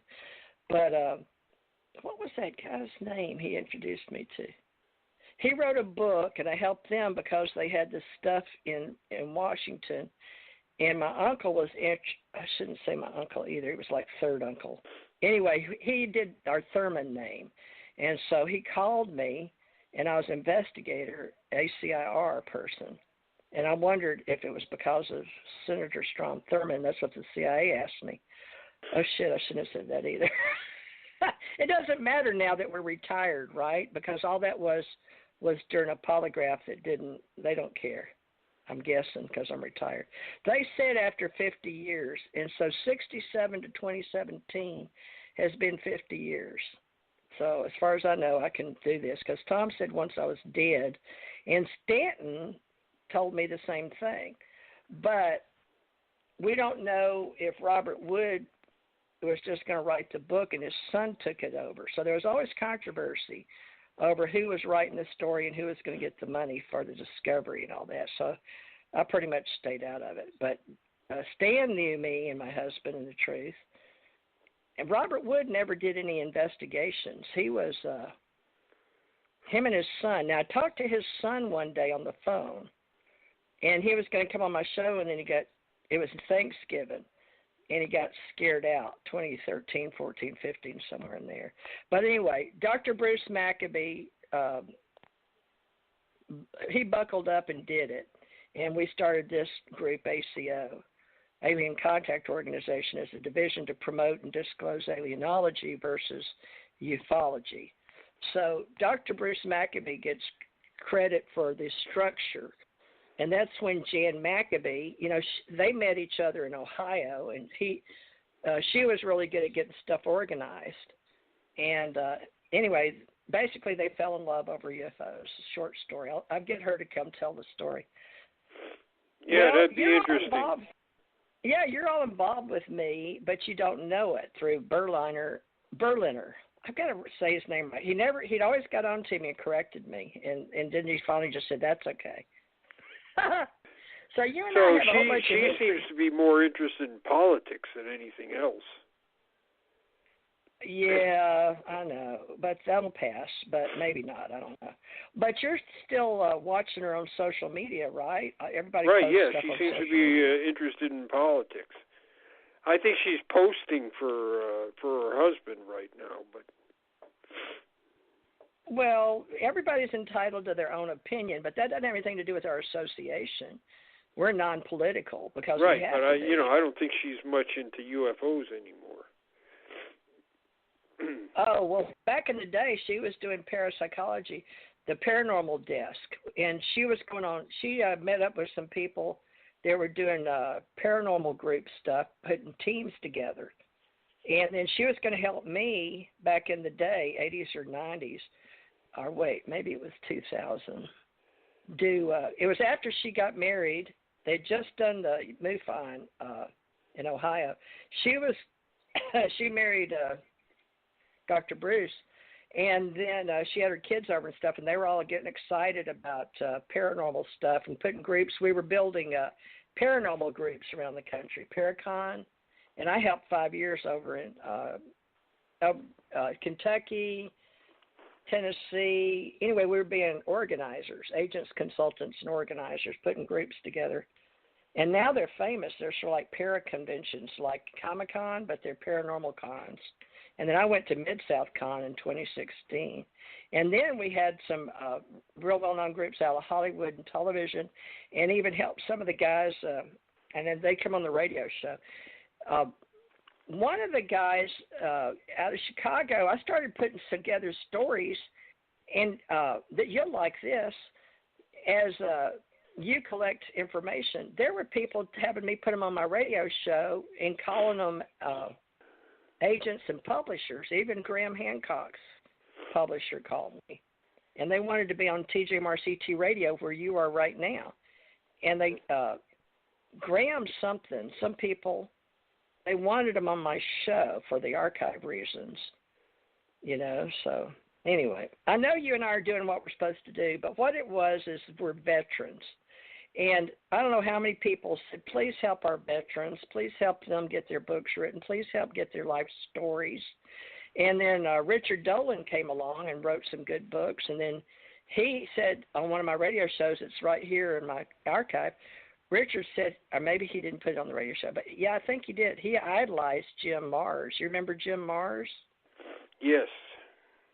Okay. Did you like Jim? Until he got at the end where he died in California, and they were helping him. His friend. Other than his books, I don't know much about him. Oh, you didn't meet Jim Mars? I don't remember. I didn't meet Mars. He was out of Texas, and I asked the guy that was in charge with his wife's estate, or to ask his wife to do more work in our author's book stuff. I'll have to get back with him. I haven't thought about him in a while. I used to do is put him on our websites. These are people out of Hollywood. They're the ones that brought in the big spaceship and all of that in the Comic-Con, or not Comic-Con. Anyway, some of the UFO events in California up and down the coast. But that's all Hollywood marketing and PR where you cross over into big groups. You and I are talking about, see, here's the deal with Janet. She never came on. She told me she would. I wanted her to separate ACO, Alien Con, and all the metaphysical and all those events they do in the West. You and I are on the East side, and we can work and do one over here. But we're connected with Chicago and the pyramidology groups, Marta Thomas. But the pyramid people didn't really want to be with the UFO people because Marta, when she had me come up to Chicago, and she was a star investigator, like with Bigelow or MIFON, I guess. But Marta didn't want to deal with any UFOs. She was strictly doing pyramidology. She didn't want to be so much a ufologist as a pyramidologist. And she had a crystal skull.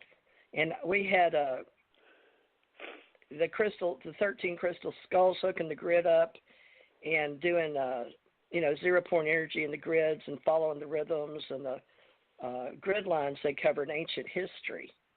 So the ancient culture was Bruce Cunningham, and he moved to the Philippines. And he does Angkor Watts, or what? Angkor Watts? You know Angkor Watts? UFO business? So you're familiar with Angkor. Now that's how the spiritual science, but what happened is all my people started wanting to separate all the events, and it got real expensive. So Angkor Watts and Bruce Cunningham, and then we separated in Missouri, and the ancient history people separated from the ancient culture people and the ancient aliens, and then the authors club separated, I guess, from the UFO people. But then they started having those entertainers, Corey Good and Emery Smith and David Wilcock, come in. Are you familiar with those names? You don't know who Corey Good is, or? Yeah, I know who Corey Good is. Yeah. But he. I don't know him. I just know of him. He was just Texas National Guard, but with you being Army, you wouldn't consider him a veteran.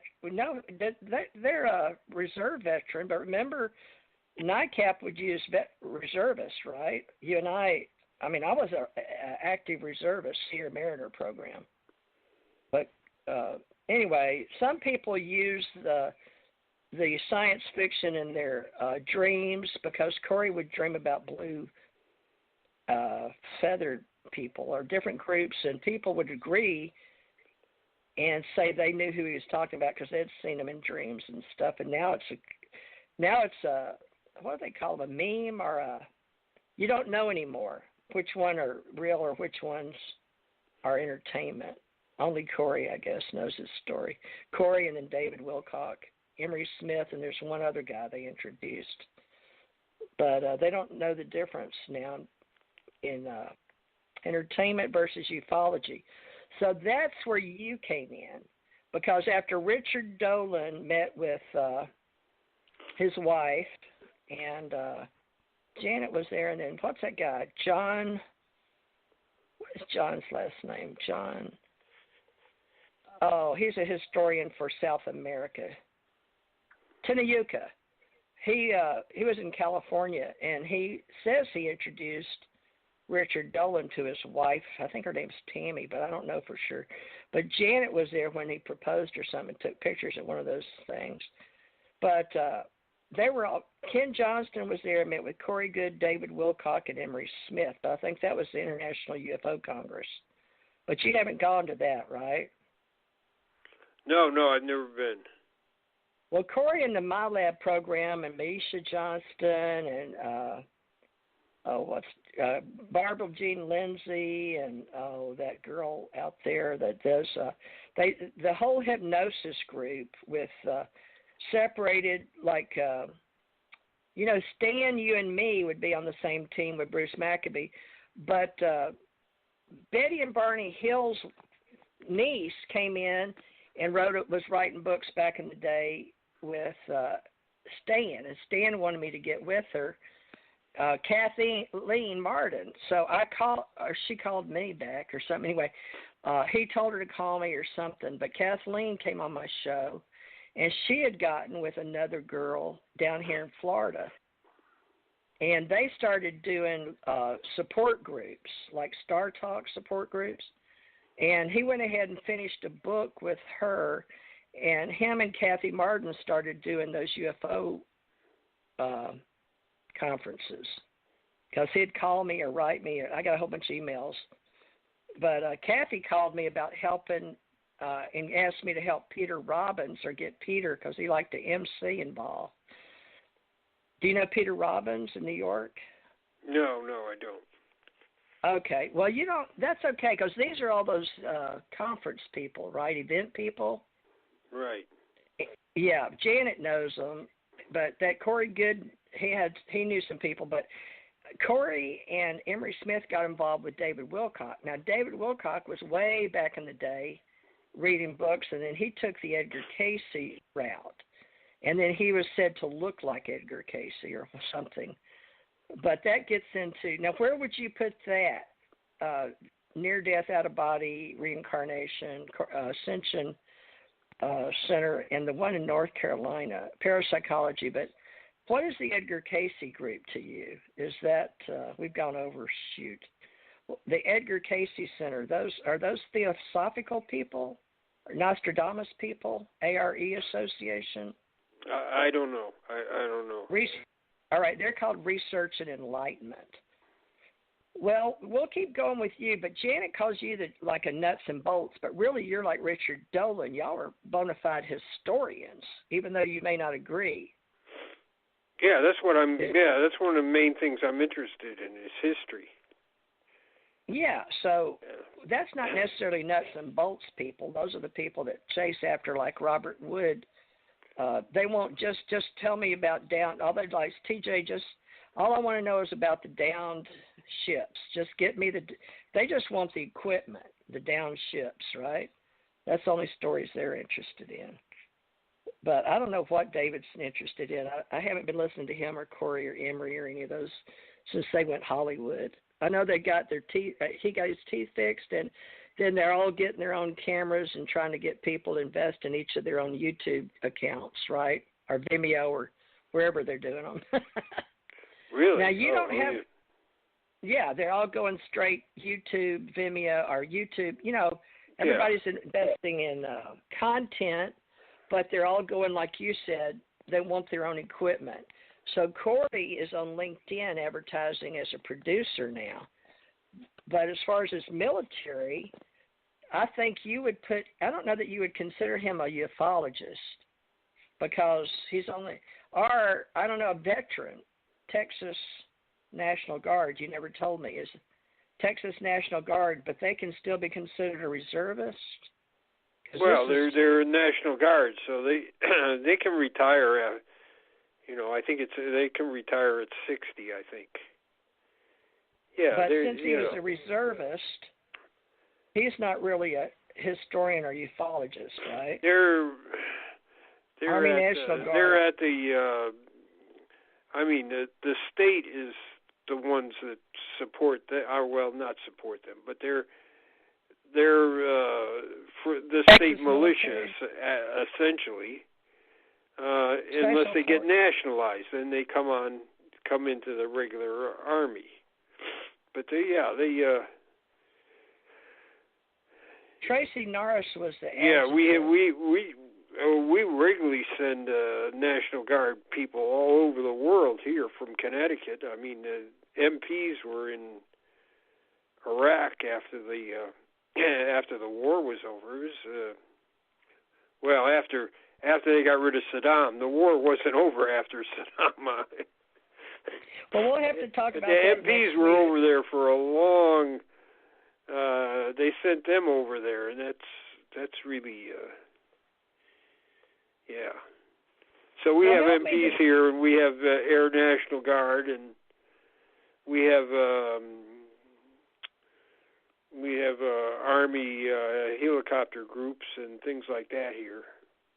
Well, that'd be interesting to talk about next week, because infantry brigade, there's a lot of stuff I don't know that I should have, because I crossed over. I did joint, joint intelligence for Army, Navy, Air Force, Marines, Coast Guard, and then helping the older men veterans, and if they wanted to get their story out or help get their books out. So that's when we have the ACE Folk Life, and then we got started with the VAs and the Veterans Associations. And then I got pulled into a couple places, Kentucky, Tennessee, Virginia. So you think you could come back next week and we can do more? We can do the Geronimo story with the Army and how all that involves Texas. Yeah, sure. Sure. Okay. All right. Well, let's just leave off there, and you help me next week. You can help me with the OPM and the GS status versus. We'll explain to people GS working on base, reservist. The difference in enlisted and officers, and the history of Geronimo, and people like the Skull and Bones and the Bushes, and what was that guy with a K? Some politician, Mormon guy, I think. I think he's still around. Jim Carey? I think he may be from Texas. You know what I'm talking about? No, I'm not sure. He may be in charge of, he may be a Secretary of State now. Kissinger? No, I think it's Kerry, isn't it? Who's the new secretary? Who's in charge of Secretary of State? Well, Kerry was Secretary of State under Obama. Now John it's Pompeo. Kerry. Yeah, Kerry. That's right. John Kerry's who I'm talking about. Yeah, but he's got nothing to do with Texas. He lives up here in Massachusetts. Oh, okay. He's in your part of the brain. Well, see, that's the stuff we need to discuss. But wasn't he in charge? Didn't he take Clinton's place? John Kerry was a Democrat. No, she took his place. Well, wait a minute. No, he took her place. That's right. Okay. Well, let's get straight on who's who and do a who's who, because I don't even know who's who anymore. I'm just now getting back into the business again. Yeah, he followed Clinton in the Secretary of State. Okay. Well, let's do all this and try to get people to understand a little bit about the government and the military, civilian, GS, reservist, Texas National Guard, because that's a whole history, just separating the parts and how it devolves oral history and why some people think they're in the UFO secret space program just because they dreamed stuff. And that was Richard Dolan. He wanted people that were investigators to get involved with the I guess you'd say the public side of the government and GS public relations, historians, because they were starting to separate when this guy I met at a base, he had real weird hair. What was his name? Oh, man, I am getting so old. Anyway, I met this guy at a couple of bases. One was Dayton, military over UFO stuff, and then in San Diego. Michael Sala was involved with him, and so is Janet. I can't remember his name. Even Ken Johnston. It was Ken Johnston, Michael Sala, and Janet Carroll Lesson all involved, and Robert Wood. So they're all involved with this old man that died. And he was on a panel with Corey Good and Richard Dolan, and they all had different stories. And the old man I met, but he had really weird hair. And then when he'd come around, he was a sort of a skirt chaser kind of dude. Anyway, you don't know who I'm talking about, do you? He wrote a book. Oh, man. All right. Well, we'll talk about it next week, and I'll get Janet to come on and tell you who it is, okay? Okay. Do you not know about the Sphere Being Alliance? That's the Bluebird people. He laughs about it, but you don't know about them? Corey Good, Emery Smith, David Wilcock. Well, you don't have to know them. I don't know if you call them entertainers or historians. I don't know what to call them. All right. Well, we went way over. It's only 13 minutes. All right. Yeah, I'm surprised they didn't come up with their little thing that says, you're finished. Yeah. Well, we got a little late start anyway. All right. So you want to commit to UFO Association next Tuesday, but we're going to discuss Geronimo, military history, Joint Chiefs of Staff, and how it can work with the Allied Command, if you don't mind. We'll use ACIR. It's going to be Allied Command Internet Radio, or it can be Advisory Council, Intergovernment Relations, or Assured Confidential Investigative Reports, Allied Alien Contact, intergalactic relations, I don't know, but it doesn't matter. It's an acronym. And also explain the soup. They call it vegetable soup because we're going to be training all these kids and getting them involved with the terminology and all that. And be thinking about where you'd be willing to go once a year so we can all meet you. And I don't know, I'd like it to be in the South. You know, we've been talking about Jacksonville, Florida. Well, I have to go see my grandkids. Where are they? In Texas. Oh, where at? What part of Texas? Dallas.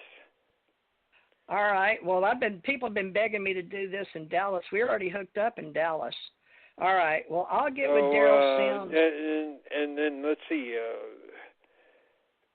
My arrangements for this year are kind of okay. April, I go to Yale, so I'll be down there. After that, I'll probably go to see my grandkids.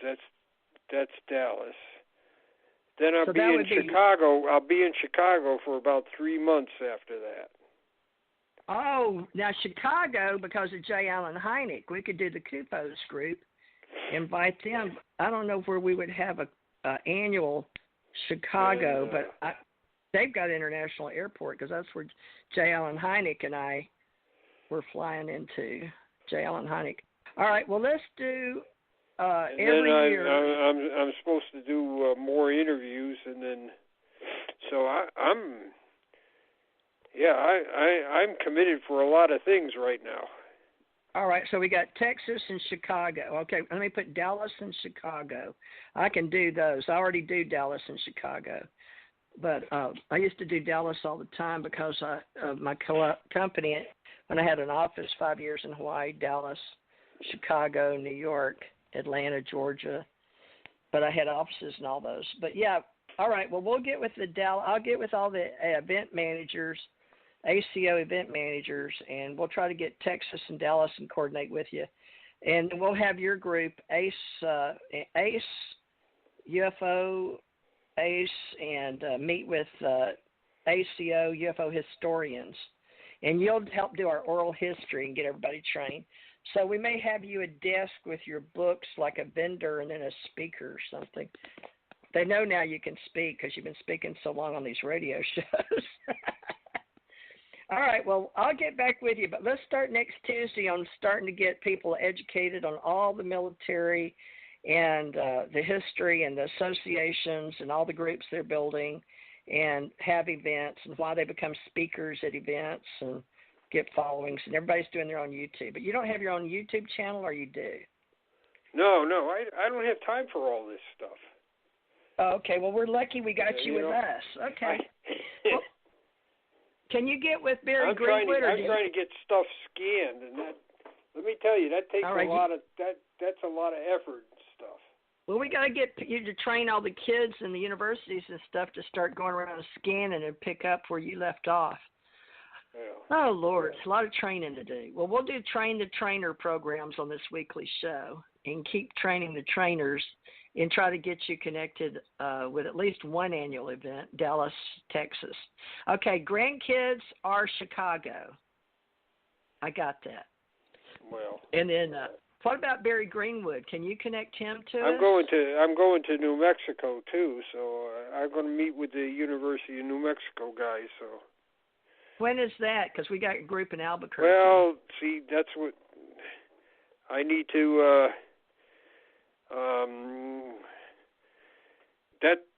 That's open. That's open, and with the. Well, we'll get you with. I hope to get down to Huntsville, so, and maybe Alabama? to Maxwell Air Force Base. So that pretty if you well come down here, fills up my my card there. Well, when are you coming to Huntsville? You mean NASA, right? Birmingham, Huntsville, Alabama. No, that's my territory. No, I'm going to the SCA conference. I think. I hope so. Is that in Huntsville, Alabama? Yeah. All right. And well, Maxwell Air Force Base is. I hope after that I can go down to Maxwell Air Force Base and do some research there. Where's Maxwell? What state? In Alabama. It's Mobile. Oh, we already have a conference there. All right, we'll do that at the USA. That's the University of Southern Alabama. That's all cleared. Or wait, I have to get on my insurance papers, but I'll do that. So we're going to do, when will you be? That would be perfect because we've already done that one in 2017. When can you do that in 2020 or 2021? I don't know, maybe 2021. I'm trying to do too much stuff as it is. All right, well, just remember you're going to do Train the Trainer programs for ACO CLUB. That's my club. And we'll do UFO Association, and we'll do the Allied Command Intergalactic Relations, ACIR. And that'll be for all the old guys, 55 to 85, that want to, we'll try to do the older people. And what it is we'll train them to do what, oral history or scanning or archiving, and maybe they'll buy their own scanners. A lot of people are retired may get into this because we need them, right? Well, just be thinking. My experience is people have their own interests and they're not interested in work. A lot of but some of them may that be. other people are interested in. So. Well, that's why I've got 5 different associations. That's why I wrote ACE. That's why I started off with a book called ACE Life Coach. You spread yourself too thin. I know, but all I have to do is organize. I don't have to speak. I can just prevent the structure. Yeah, well, I've got ACE consultant. I'm a worker bee, so you're saying I'm going to do this, I'm going to do that. I don't have, Well, there's people. I got people. I'm the worker bee. And so I'm just the organizer. That's about all I got time for. Well, we'll get it organized. It's really hard to break away and start doing other stuff right now. I know you're a content provider, and you're very busy on getting your boots on the ground are the very most important people. Without the boots on the ground, we don't have a reason to meet once a year, right? Right. But that's. All right. Well, you and Barry could be perfect for teaching, train the trainer, archivists, historians, our book authors, and have a table, and people will just sign up, and they can come on our radio shows, and you can train them. Oral history group, You never know. They may invest, but we don't care if they do or not. The thing is, we're keeping the information and the communication out there, right? And Ace Folk Life is all about if they want to do, like you do, railroads, or you want to do canals, or they want to do bluegrass folk life. I do all of it. So we'll just keep doing it all. All right. Well, I better let you go. So you got me all pumped now because now I know you're going to hit Chicago, Dallas, and Mobile. Even Huntsville's fine. So now you gave me some places on the planet I can concentrate on. That's awesome. All right. Well, we got people. Oh yeah, New Mexico. Well, we already got New Mexico. We got Albuquerque and Barbara Jean. Anyway, we got meetup groups. They'll handle that. Even if they don't want to make any money for their association as a charity or nonprofit, they can at least host a place you can talk and train some people for us. Ken R. Johnston handles Mexico. Texas, the Southwest Regional guy is Tony R. Elliott, and he wants to do Saturdays at 8 o'clock, so I may have to let him so he can get everything organized in Dallas. But now I thought he was going to do one in San Antonio. Now the guy in Alabama is, what is his name? He's been with me like from the beginning, 2012. Oh, Louis Reinhardt. He's a musician. Louis, but he likes to do Mars conference. You know those Mars anomaly people like Hoagland? Yeah. You know who Hoagland is? Right. I've lost track of him. I don't know where he is right now. He's still out west. I don't think he ever left his place in Oregon or Washington. He's up there where Dr. Rick Miller is. Richard he used to be in Connecticut. That's when I knew him. Oh, shit. Maybe I'm getting James Gilliland mixed up with Richard Hoagland. My bad. Yeah, okay. I haven't heard of Hoagland for years now. Wait, is it James Hoagland and Richard Gilliland, or the vice versa? I forget what or his is it first Richard name Hoagland? is. He used to be head of the planetarium up here. Oh, shit. We're getting so old. He's got to be up there in years, because he was older than I was. So. Richard Hoagland or James Gilliland? Hoagland. Okay, well, let me look at Richard Hoagland. Well, that's why this old guy's got to, I don't know if I should help them market their books or their names. Or who was that guy that Uncle Strong? Richard Hoagland, yeah, old codger. Let's see. God, he was born April 25th, 45. Richard Charles Hoagland. Is he still alive?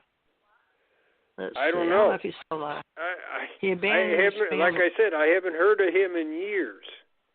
You're 25 years ago. So the last time I heard about him was in the 1990s. Oh, he was born in Morristown, New Jersey. He did TV shows. It's God, Man, and E.T., Questions of Other Worlds in Science, Mythology, and Religion, books, Dark Mission, The Monument of Mars. Well, anyway, that's Richard Hoagland. Now, the other name is James Gilliland, is out west. But it doesn't say where he's at. It doesn't matter. He's just an American author, so we can talk about him as long as he's in our authors club. Linda Moulton Howe, George Noory, and those kind of people. Art Bell. Art Bell's dead, but he was doing Nevada. All right. Well, we'll get you involved with the Mexico, but can you send me a copy of your itinerary, or do you? Is it on your 1947? Well, the thing in Chicago is up in the air. All right. Well, I assume I'm going to be there in June to August, but it doesn't. A lot of other things have to come together for me to be there. All right. Well, let's talk about it next week. It might be July till September or something like that. Well, okay. I don't know who. I guess CUFOs. That's Jay on the Hynix group. But all right. Well, I hadn't talked to that guy yet to get him. I keep getting so busy. I keep leaving a bunch of people out. But see, that's why the conferences are good, because then we have a location or a region. And then we can get our event managers involved, right? Our planners and coordinators with the hotels, and get the best price. Oh, well, that's just business. All right. Well, Love and Light, thank you so much. And I'm real excited. And we got a plan for next week, right? And you're doing great as a club oral history coach and Ace Life coach. So thank you for that. Ace Folk Life Smithsonian people. And we'll get you down here to USA, University of Southern Alabama, hopefully. And but can you let's talk and email me your itinerary. You don't know when you'll be in Texas either, because I can't play anything if I don't know when you're going to be here. Well, I figure. Let's see. I will be in Kalamazoo on May. I thought I would fly from Kalamazoo to Texas. I thought that's what I'd do. That's and this then year. From Texas, I was thinking of going over to New Mexico. All right. Well, let me get. I don't want to jam myself up too much, though. All right. I'll get with Tony and Dr. Bruce Cornett, which you've already talked to on one of their shows Friday night in Texas. I'll send you what I think is my itinerary right now. All right. Well, yeah, because otherwise I have to plan a year in advance. Preferably, I'll prepare it with everybody, depending on who the coordinator is, a year in advance. So it'd be 2021. But if we can get you involved, at least train the trainer meeting, we'll have some investigators, reporters, and archivists all in the same. It'll be agents, consultants, and organizers in the Train the Trainer program for ufology.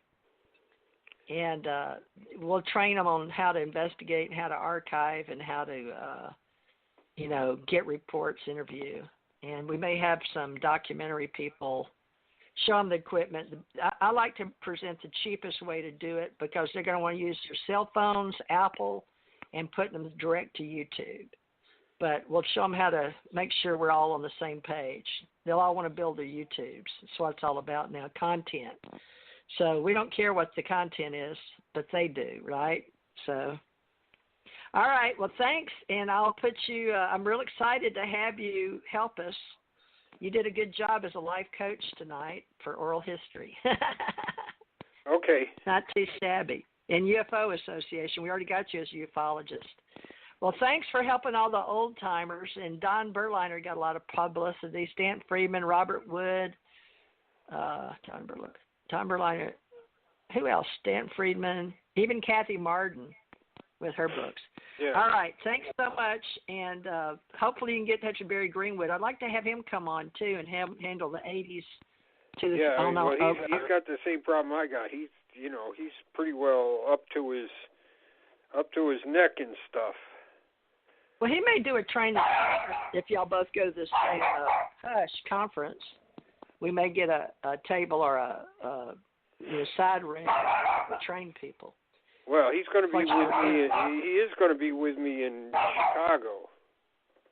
Okay. So, well, we may have to.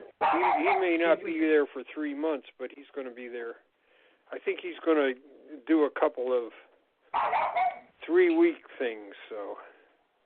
Oh, he may not be. He may be too busy. I may be lucky to get him to do a radio. Well, that's what I'm trying to tell you. I may be too busy.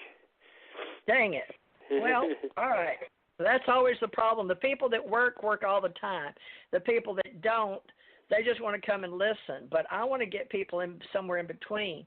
Right. They're not just talking or spectators. They're right. They've got time to give us to monthly at least an association. At least they got phones and they got computers and put them together and have them scan. They can carry them around in their pocket, a thumb drive, right? So, yeah, all right. Let's see. So next Hopefully week we can get Barry out to Chicago for 2 sessions of 3 weeks. So that's 6 weeks. I will be there for 12 weeks. All right. Well, let's think about it because y'all need people, but you're going to have to train them or at least write a manual, or I'll write the manual and y'all can approve it. I'll send it to you. Yeah, that's not. I keep saying Chicago. I'm going to be in Kalamazoo, not Chicago. Michigan, Kalamazoo, Michigan. Well, that's up in that area. Well, I've been to Kalamazoo and all that. There's not probably any place in the States if it's got a decent city because I was a truck driver for 8 years. And the government had me going all over the place. All right, well, we'll just do what we're supposed to do as the old guys before we die. We'll leave as much as we can on the planet, and it's up to somebody else. We got to get some young kids doing this stuff. That's what I want. I want some young kids to come in and make sure we're doing all this. The government doesn't have all the money. We're supposed to get some of the pressure off the government. So the old people need jobs or something to do. They can figure out how to make it monetized, passive or whatever. Passive income. All right. Well, I'll catch you next week, okay? Okay. All right. Thank you. Bye. Thank you, everybody. We'll be back next week. Bye. Let's see.